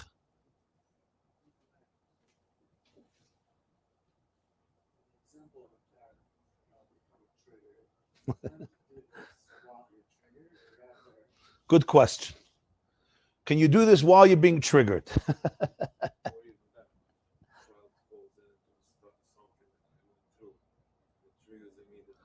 Of course, of course. That's a similar question. The child falls prey to that which the parent fell prey, so it triggers their whole experience. So sometimes when we're triggered very, very heavily, at that moment, there's very little I can do. I'm too overwhelmed, I'm too angry, I'm too upset. But I have to be aware of that. If I'm aware of that, I may tell myself, this is not a time to open my mouth. The Baal Shem Tov once said that when a person is angry, they should not open their mouth for 61 minutes. Not 60 minutes, 61 minutes. Why? Because we all know, we have seen people who during their anger, they got divorced, they sold their house, they moved out of their neighborhood, they sold their business, all within the hour of being angry. I'm not in a place where I'm making decisions from my core. I'm not. I have to respect that. So maybe in the middle of the trigger, I have to just be able to respect the fact that I'm going through a lot, that something has been opened. There's a wound that's open. And if a wound is open, right, I can't make the most rational and loving decisions. Maybe I need a Band-Aid. Maybe I need a shower. Maybe I need a nap. Maybe I need to go take a walk. Maybe I need to breathe. Maybe I need to call somebody, whatever it is. Maybe I need time alone, and that's fine. We can go back to the conversation tomorrow. Nothing is going to happen. You understand what I'm saying? When a person does this for a while, we usually exercise those muscles. So the more you exercise a muscle, the more easier it becomes to use. Like muscles, you know, either you use it or you lose it. So when you exercise those muscles, you already become much more accustomed to it. But this is an avoida pnimis. It's internal avoida. It's noticing what's happening inside of you. It's being aware. It's being curious. It's also very humbling because we realize that we're all children. It's humbling. It's not an easy thing to acknowledge. You know, a lot of people make fun of these types of ideas, right? You probably know that. Oh, your child. Oh, everybody's a baby, right? It goes together with trauma. Everybody has trauma. Everybody's a baby. That's not what chinuch is. Do it like we did it, like we had it. You do what you have to do, and that's it. It's called respect. What are they really saying? Nobody allowed me to feel my emotions. So why should I allow you to feel your emotions? When I was 10 years old, somebody allowed me to feel my emotions. Somebody asked me about my emotions. So why should I allow you to feel it? Hillel said, what's the whole Torah? What you dislike to be done to you, don't do to somebody else. So now sometimes what's the whole Torah? Exact opposite. If this was done to me, this is what I'm going to do to everybody else. Nobody asked me. Somebody even thought about my feelings. I never thought about my feelings. I didn't even know there's such a thing. I have feelings. I didn't even know it exists. Not only nobody asked me, they did such a good job that I never even knew there's a metzius called feelings. So now I'm supposed to worship your feelings. So what do? We call it avodah zarah. It became avodah zarah. Noticing feelings is a new word, avodah zarah. What's the avodah zarah that you notice feelings? That God created your body and your soul and your mind, and that your system is sacred, and that you have an inner core and an inner self. You have to ask the question, though. People who do take this, people who do internalize this message, does it make their avodas Hashem better or worse? Do they daven with a little more kavanah, a little less kavanah? Does it make marriages better or worse? Does it make our relationships with our children better or worse? The Rebbe used to say, how do you know the test if something comes from the Yetzer Tov or the Yetzer Hara? How do you know? There's always, I'm not talking about things that are obvious. We're talking things like, they're more subtle. How do you know if it's coming from the Yetzer Tov or the Yetzer Hara? He said, always look at the Teitzos. Always look at the next day. Always look at the results. If as a result of this, good things happen, and good things practically in a person's life, you know where it's coming from. And if as a result of this, the opposite of good things happens, you know where it comes from. So it's always good. What does this do? Does this make you a more miserable person, a happier person? More connected, less connected? This is just generally a klal, yeah?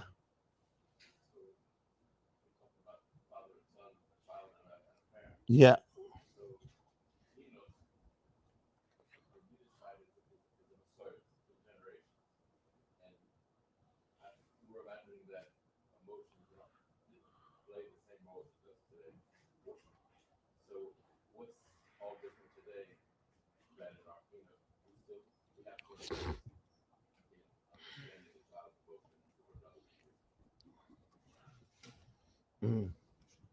Excellent.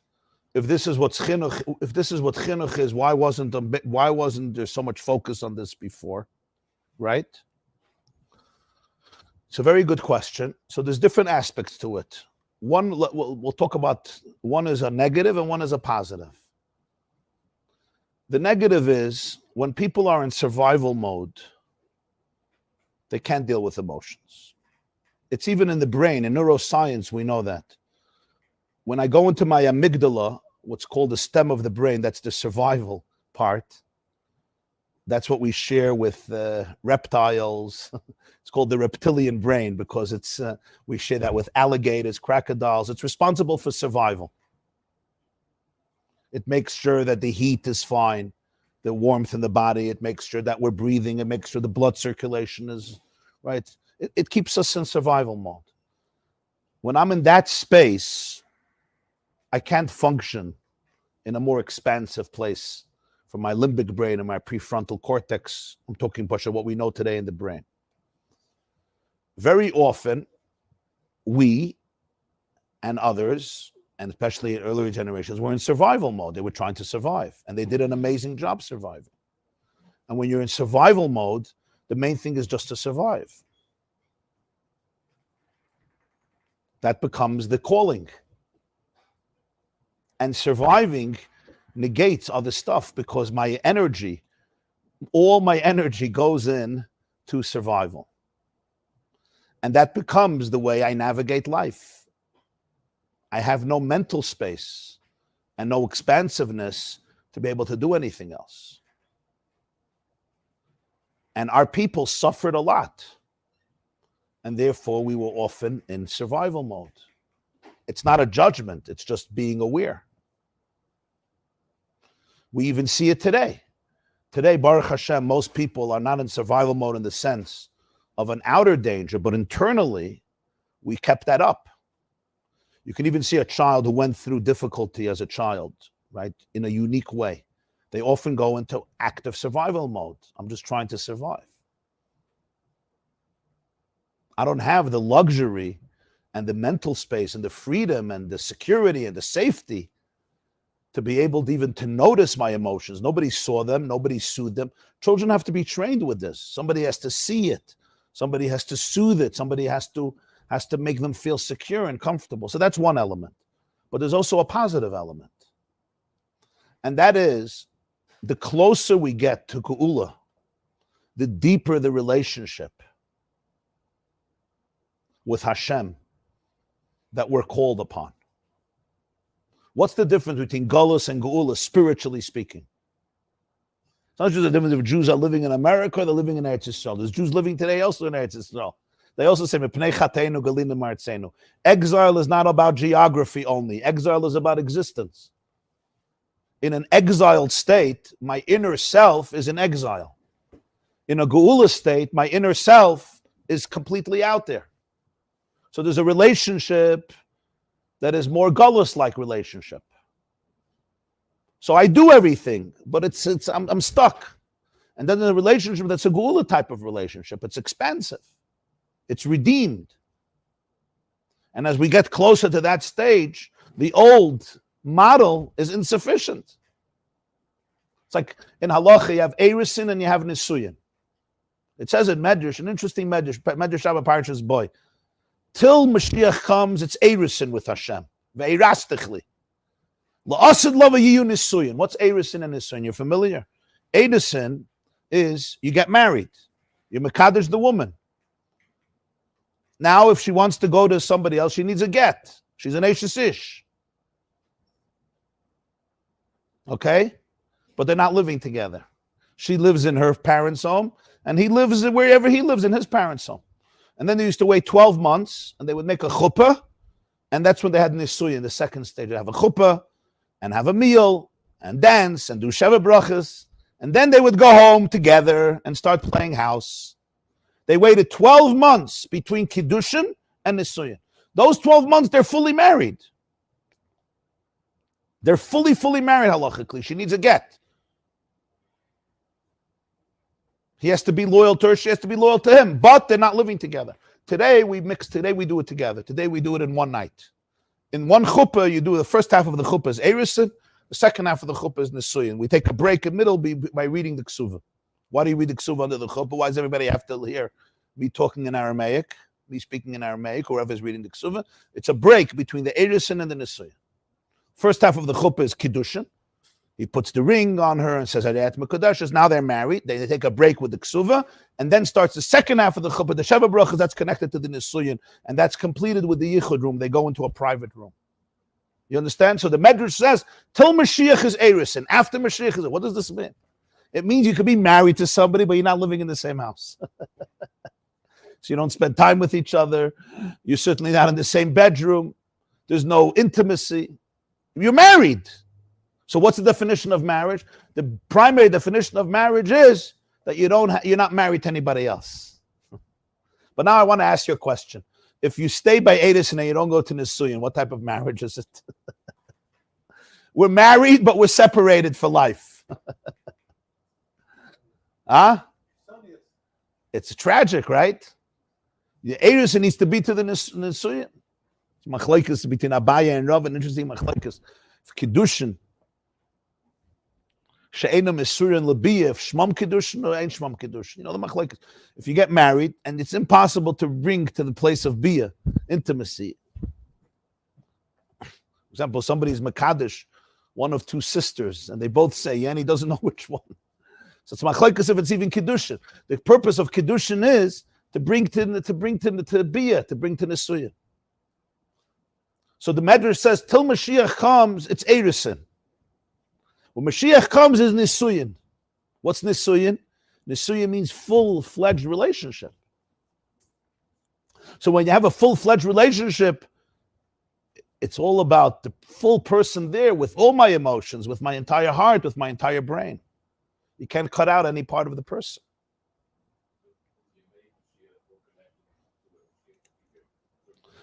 So Nisuyin means you become one. If I tell a child, just do what I'm saying, and I'm not engaging his or her inner self, how connected are they to the Ribono Shel Olam or to their parents?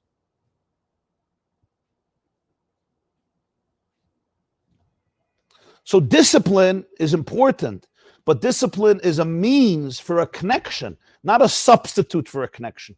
People think, if I discipline you and I scream at you and I get you to do what I say, let's say even without screaming, but I get you to do what I say without engaging who you are and how you feel, I was successful. I was successful in dealing with your external self, but not with your internal self. not with your dveikus.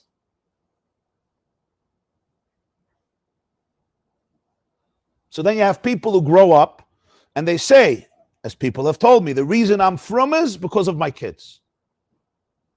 I have no relationship, nothing. I'm not interested. I've heard this from many people. I'll do it for my kids. So I tell them, gewaldig. And what are your kids going to do? They're going to do it for their kids. And their kids are going to do it for their kids. So there comes a generation, you say, which generation are we doing this for? The kids who do it for their kids, who do it for their kids, who do it for their kids. Nisuyin means right now. There's a relationship right now. Now, sometimes a person is struggling with something and they make a decision based on their children. That makes sense. You have children. You care for them. You care about their future, their stability. That makes a lot of sense. But when that becomes the definition of Yiddishkeit, it's pretty sad. It's like somebody says, my marriage is in the dumps. I'm staying married only for my children.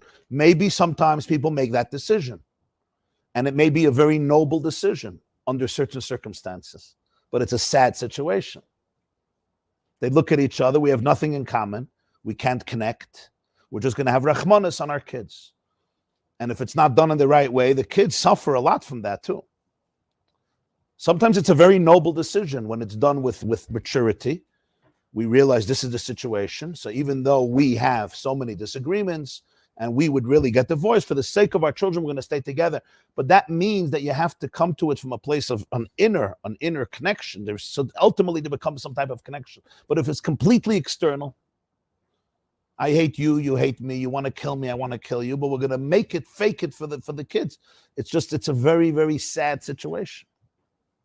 Why? Because there's nobody there. There's no pneumius.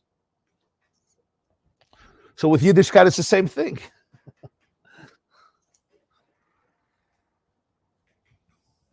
Engaging emotions doesn't mean I don't want results. It means I want real results. I want deep results. Think about a marriage.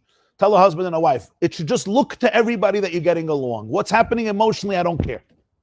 Will anybody say that? So why with children, I don't care about your emotion? Are we really so stupid to think that 4-year-olds don't have emotions? That 2-year-olds don't have emotions? They have deeper emotions. Their emotions have not yet been covered up and camouflaged and painted and forced into a certain mold. They have more emotions. So if anybody would tell a husband and a wife, I don't care about your emotions. Just make believe you have a great marriage, smile in the street, and that's it. What's happening? I don't care. That somebody thinks that's the real approach of Yiddishkeit. That's what we should celebrate. So with spouses, nobody would say that, right? So with children who have more emotions, whose emotions are just developing, whose emotional self will be responsible for their entire life, it's really right to say that this is the vision of Judaism, to ignore it and not to engage it. I don't know, it's hard for me to believe and see any truth to that. I understand when somebody says, don't turn every emotion into God and don't worship every emotion, but that's very different than completely ignoring and repressing emotion. On the contrary. But what's usually what often happens is, if nobody gave room for my emotions, so that's the motto with which I live. That's the MO. So why should I give room for your emotions? A mother reached out to me by email. Her children are older, and they're coming to her with complaints about her mothering skills and techniques. And she tells me she gets very upset at them. She says, where's Kibud Ein? I never spoke like this to my mother. My mother was perfect. She says, you think my mother was perfect? She writes to me. Should I tell you what my mother did? And I tell my kids, you should have grown up in my house. And you would be thankful to me. What are you guys, obnoxious? You're rude. You're self-centered. You're spoiled. She writes me this whole email about these arguments she's having with her children. She's very, very upset at them. There's no kibud ein. No, what's happening here? Tell me. What's happening here?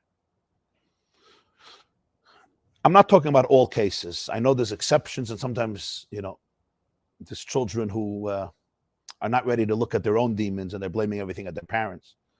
But what's really happening in many of these cases? These children actually want to have a much deeper relationship with their mother. But something is bothering them. Maybe they feel that they weren't noticed, or they were neglected, or things were done wrong. So they're bringing it up to their mother. I explained this to her. So what's her opportunity? What can she do? She could actually listen to them. And instead of becoming defensive, try to understand them and connect with them and make them feel understood. And really look at herself and ask herself what's happening inside her when they say this. And maybe have a real open and vulnerable discussion with them that will allow these children to really be able to have a mother finally. But that's very hard to do because her own survival is triggered, right? If she felt these emotions at 6, would she be safe with these emotions? Of course not.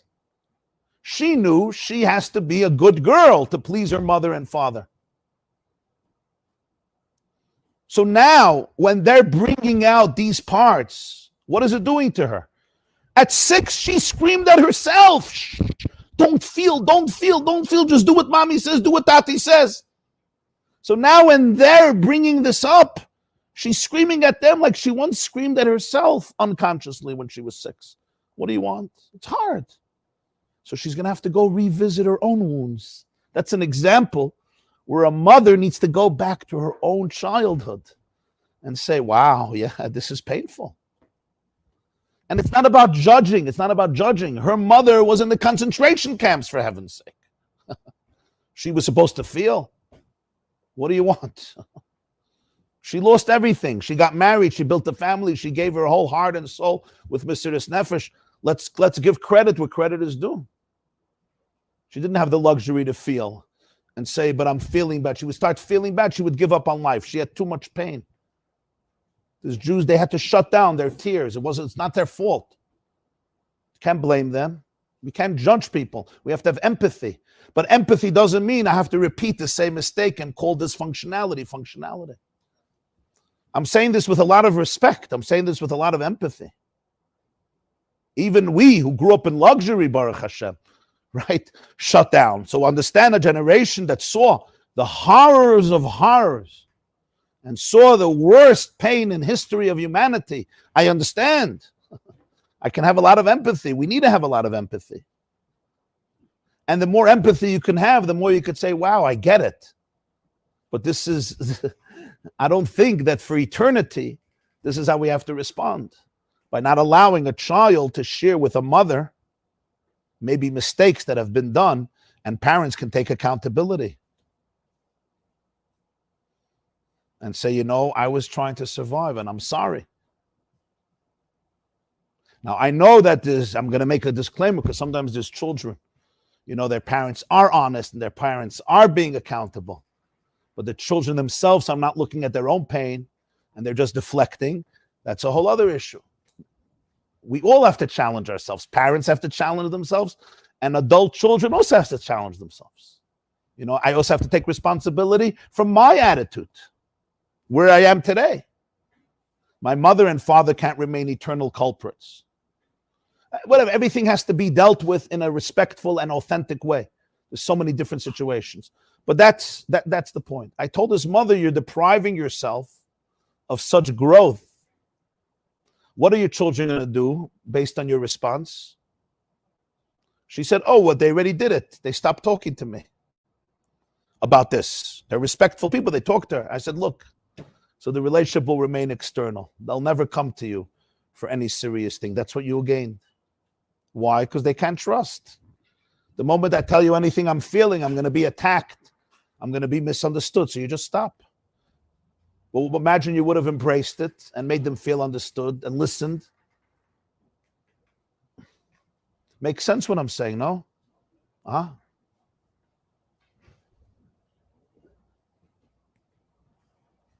People think they right away have to attack you, disrespectful, you're ungrateful, you're a horrible person. You're not a horrible person. You're feeling something. On the contrary, it's an opportunity to connect. It's an opportunity for attachment. It's an opportunity to go into a much deeper place. What do we have to run away from that? It's such an opportunity to connect in a deeper way. I said, very often these children, they want the connection with you, but they need to feel understood.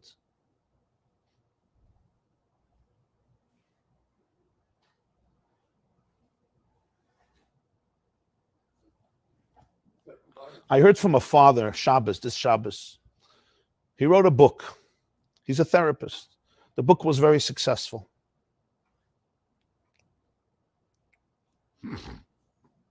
He struggled with some of his children. And this book is about education. And he didn't want his oldest daughter to find out about the success of the book. Why? Not to hold secrets, because he knew how much pain she had growing up. And now this father is writing a book on how to educate. And the book did very, very well. So it's like, you're successful on my blood. You understand? So he didn't tell her about it, but she found out. She writes him a text, we have to talk. And he was honest with me. He said, my heart fell because I knew this is going to be tough. And he told me that it's 28 years he's dealing with this struggle. And so he called her. And she mentioned, I heard about the success of the book. And he told me, he turned to her and he said, be very honest with me, my dear daughter. Are you feeling upset? Are you feeling angry? Are you feeling dejected? Are you feeling let down? I made so many mistakes and you paid the price. And now I make a book and I'm being praised for this. And who paid the price? He asked her. He told me the story. He started to cry and he says that his daughter paused and she said, I worked on myself. I would have been very upset, but today I'm not upset. In fact, today I'm learning that I can be proud of you, of how much you recovered and how much you grew and how much you changed yourself. You see, that's where a real relationship happens. That's where a real relationship happens.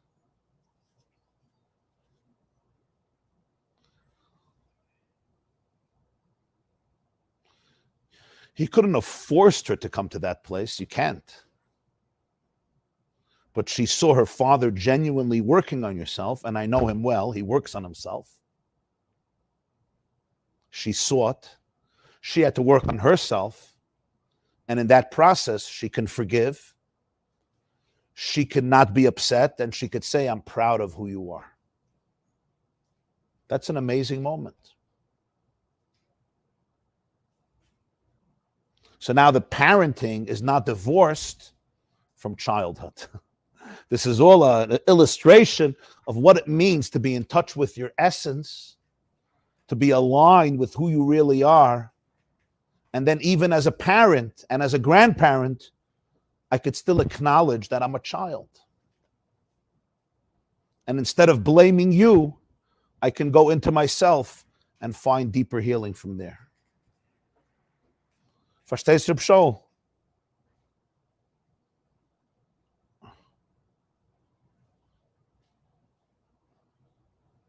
Okay, let's learn a few minutes inside. I'm sorry, I got caught up again in this whole schmooze. Huh? Thank you.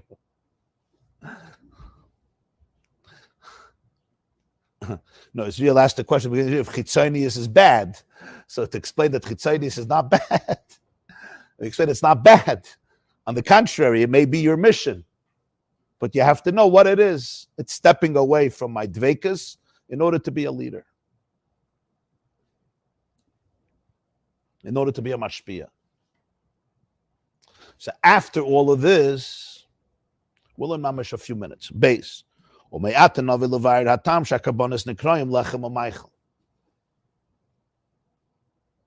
Now we'll be able to come to the reason why karbonos are called Hashem's bread and Hashem's food, which is very strange.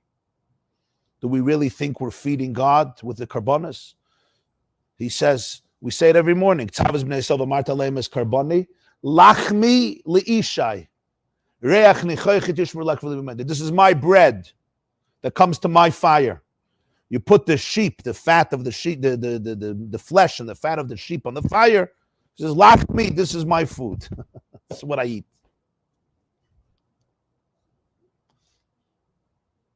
And that's what it's called. It's called kivayachal, we're feeding Hashem. And then the nesachim, you pour the wine. After they brought the carbon, they poured the wine every morning. So now you're giving him a drink. What's the meaning of this? And that's what it's called. It's called lechem. Throughout Tanakh, karbonos are called kivayachal, Hashem's bread. Hashem's nourishment. What does this even mean? So the Baal HaTanya says, Kihine pu'ulas hamaychel lechaber chiyus hanefesh imaguf. So he says something very powerful. Food is not necessary for the soul itself to live. The soul lived before birth without food. The soul is going to live after a person's soul leaves the body. The soul continues to live without food. What's the function of food? For the relationship from the relationship of the soul to the body, that's where you need the food. Food doesn't create the neshama. Food doesn't create life for the soul. What food does is it allows the body to be able to be fused with the soul. If a person Chalila doesn't eat, doesn't drink, after a few days, the conditions of malnutrition or no nutrition whatsoever, the body can't continue to function as a vehicle for the soul. It shuts down. The souls are not replenished. The body doesn't get the nutrients it needs. There's no blood. Doesn't get the circulation it needs. So therefore what happens? The machine, it's not a machine, it's a goof. But the machine, right? It gets too broken. It cannot facilitate. It can't channel the life, the consciousness, the chiyus, the vitality, the vivifying power of the soul. So what does Michael do? It connects. That's what it does. The neshama doesn't need food to live, doesn't need bread to live, doesn't need vegetables or fruits or water to live. But the body needs it if it's to be connected with the soul. That's what he says.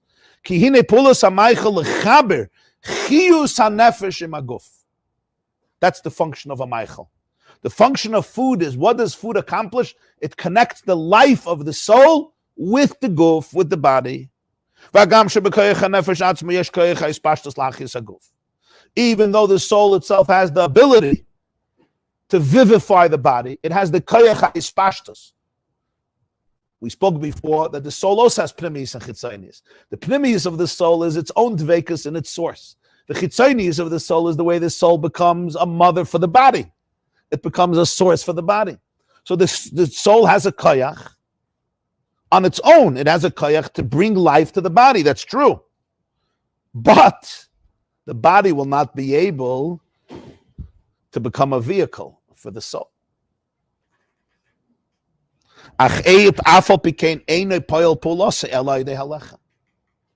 We need bread, and bread here is a metaphor for all food. Like Rashi says, the needs of a person are called lechem.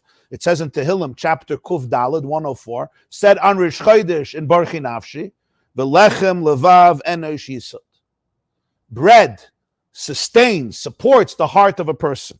Uksiv, Avram Avinu tells the three guests in Parshas Vayera, v'sadu libchem. What does v'sadu libchem mean? Ein bepirish Rashi. Rashi brings the source that sa'adu means sustain your heart. Sa'ad is when you give support to somebody. Sa'ad, smach. Pirush halechem soyed umayla salev lekabel achiyus min hamayach. Ki sa'ad hu inyan smach, samach, shalo yipel, k'moy lohachin oiso u'lesa'ada, b'yeshaya simen tes, dahainu shalo yisimayt. The word sa'ad in Lashon Kodesh is, let's say somebody is weak, so you hold them up. They shouldn't falter. They shouldn't slip. They shouldn't fall. Like it says in Yeshaya, lahachin oiso l'sada, to hold her up. So what's that? V'sadu libchem. The heart could chas v'shalom falter. It doesn't become It has to be held up, it has to be sustained, that it should be able to function as a heart, as the source for the entire circulatory system, which allows the blood to come back to the heart from the whole body. And then the blood be cleansed, oxygenated, and then the heart unleashes the circulation, and this happens again and again and again. This is the source of life. If there's no food, you will not be able to have this blood, and you won't have a heart to be able to do this. The source of life always comes from the brain, but for the heart to be able to receive the chiyus from the mayach, and for the mayach itself to function, mayach is the brain. That's what the food does.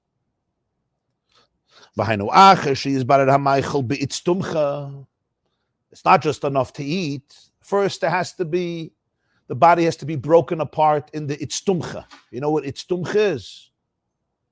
Take a look at the words from tzaddik. Stumcha. What does it sound like? Stumcha. There's an English word that sounds like this. Stomach. You see? See stomach? Imagine the tzaddik was like an S, right? Stumcha. What's stumcha? Stomach. This is from the Greek. In Greek, and Chazal use this word a lot for stomach. The beginning of the digestive system that happens in the stomach, where the food gets broken apart. And ultimately it gets passed to the intestines. But the food being broken apart, what does the stomach do?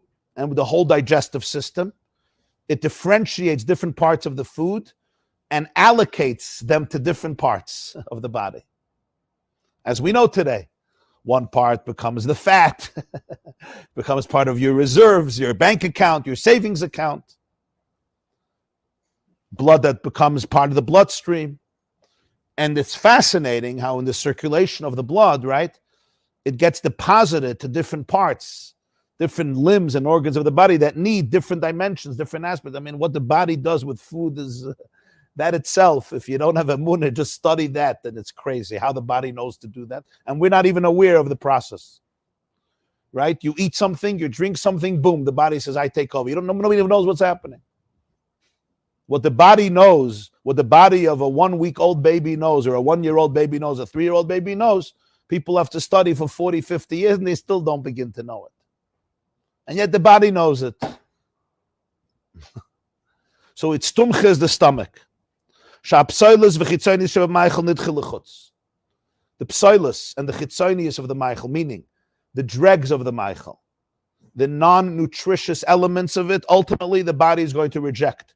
It will pass through the intestines and it's going to go through the urinary system. It's going to be dejected, either through urine or through excrement, but it's going to be nidche l'chutz because the body says, I can't hold on to this. It's toxic. It's poison. It's not good. To hold on to this, chas v'shalom, will just contaminate the body and make it sick. So the body has to break up the food and say, this is psoilus, this is garbage. This has to go out. Through the intestines, kravayim is intestines, the kishkis, kravayim inside, it goes outside. But then you have the best parts of the food, meaning the parts of the food that are filled with nutrients. That part of the food the body doesn't reject. It makes sure that that food gets converted into the blood that will go up to the heart and it's going to be sent up to the brain. Because everybody needs blood. Everybody needs the dam. Everybody needs the circulation. Once the brain is nourished, now the brain could give its chiyus, it can give life and consciousness and vitality and functionality to the heart. And the heart can do its job with creating the circulation and all the limbs can be nourished. So we eat the meichel, we eat the food. And the food ultimately gets broken apart by the body and the body decides this goes here, this goes here, this becomes sugar, this becomes fat. And for this, the body has to have a deep havana in every part of the food. What has to be expelled completely? What has to be placed here, placed there, placed there? What are the choicest parts? And then that becomes part of the circulation of the person. And that can allow all the cells to be rebuilt, to be replenished, all the organs to receive exactly what they need, the nutrients, and the best of it going to the heart, and furthermore to the brain. And now the brain can be alive, and the heart can be alive and receive from the brain what it needs to receive, and the whole body can live. That's what food accomplishes. He says here the process bekitzer, but it's fascinating how what he says here bekitzer is so consistent. Today we know so much more because of X-rays, because of what we have today, the instruments with the reality of food. This is all a mashal. Why are karbonas called food? It's a mashal. The pasuk says, we say it in the morning in Vayavarech David, you give life to everybody. Va'ata mechayes kula. Shechiyus kalolim is what derech dug mechayes hanefesh beguf. The life of all the worlds is like the life of the soul and the body. In other words, imagine the planet as being a large body. And it has a soul. Just like individually in the micro, you have a soul and you have a body. In the macro, the entire planet is one guf. The ecosystem is completely balanced. It's a guf. Heaven and earth, there's a synchronization, just like in a body.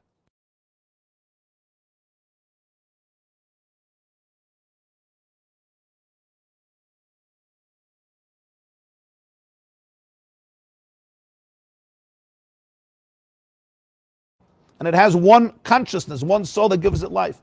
The whole world is a guf gadol. And if you want to zoom out even more, it's all the worlds. It's a large body. So you could zoom in and zoom out. When you zoom in, it's my body and my soul. I have my body and you have your body. When you zoom out a little bit, it's not my body and your body. It's all of us together. Because think about it. Let's think about it even logically. And this is a very big yesod in Chassidus. Where does my body end and your body begin? You say, well, it's obvious. My body ends right here, right? And yours is here. And it's a very useful construct because if my body and your body, we all understand that. I don't have to explain the useful construct of my body versus your body. Well, let's think a little deeper now.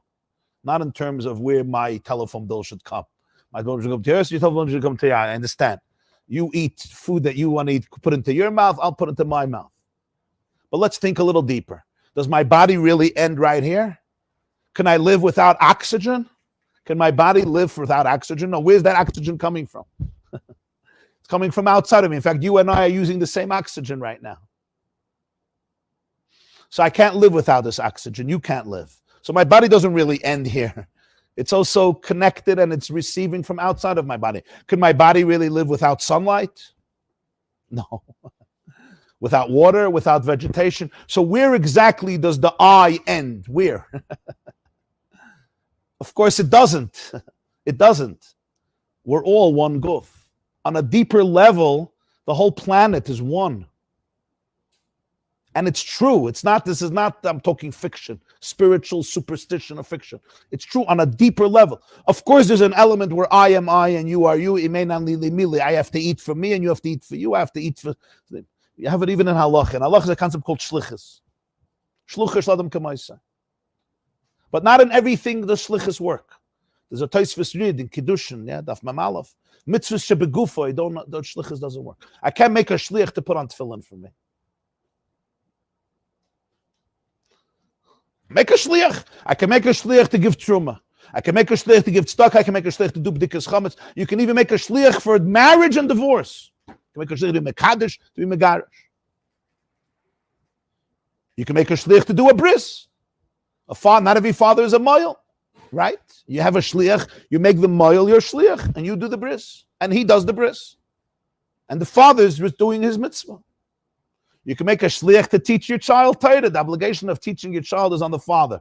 But we all make shluchim. Hopefully they're good shluchim, and we're good mishalchim to do it for us. So I want to make a shliach to put on tefillin for me, to daven mincha for me. It would be nice, no? Pay somebody a couple of dollars. Say you put on tefillin, daven shachas, mincha, mayda. You can make a shliach for b'dikas chametz. I can't make a shliach to eat matzah. So the Tosfos Reed writes, Rabbeinu Yeshai Detani, the mitzvah should be gufoi. It pasha needs to go. The matzah has to go into my guf. Shlichus is a beautiful thing, but if you eat matzah, the matzah is going into your body. And yet in other areas we say shluch shalom k'maisa. When you do my shlichus, it's like I did it. What? It's not me, it's you. No, it's like I did it. That's the din of shlichus. After bringing the Karim Pesach, I send you as a shliach, and it's like I did it. But I didn't do it. So there's both are true. There's an element in halacha where I am I and you are you, and we're different. That's called mitzvahs shebegufa. I have to eat matzah. If I make a shliach to put on tefillin, the tefillin.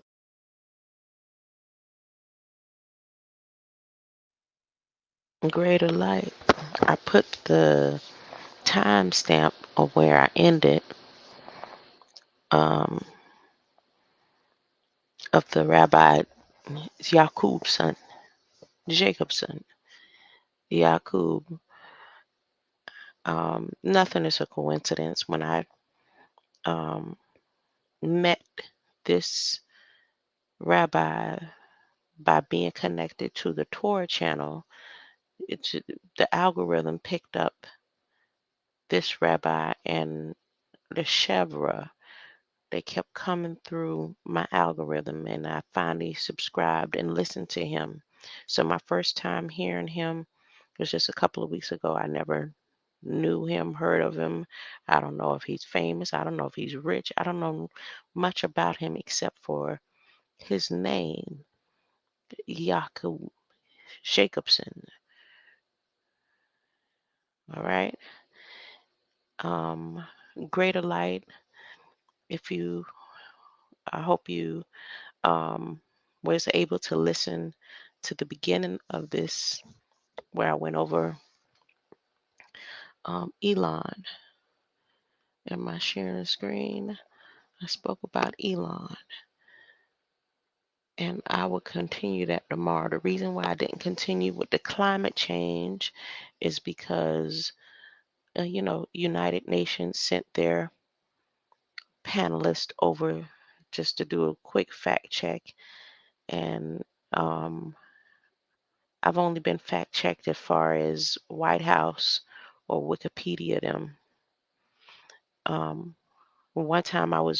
couple of times I was fact checked by WHO, but I've never been fact checked by United Nations. So I will continue to climate change tomorrow to make sure I have more facts with it out of the Federal Register and all that good stuff. Okay, greater light. And the person that you were listening to is Rabbi Jacobson. Those Jacobians, Jacobsons. All right.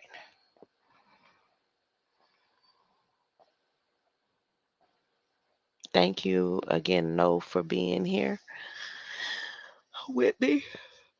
And go to fact check for yourself. And you, of course, Latrell Copperton, well, you always got a pen. You got a pen and paper. You need to take notes so you can do some fact checking for yourself. I told you. Didn't I say that a year ago? Were you listening to me? You wasn't leaving listening? Just mesmerized by the tone. I was listening. Greater light.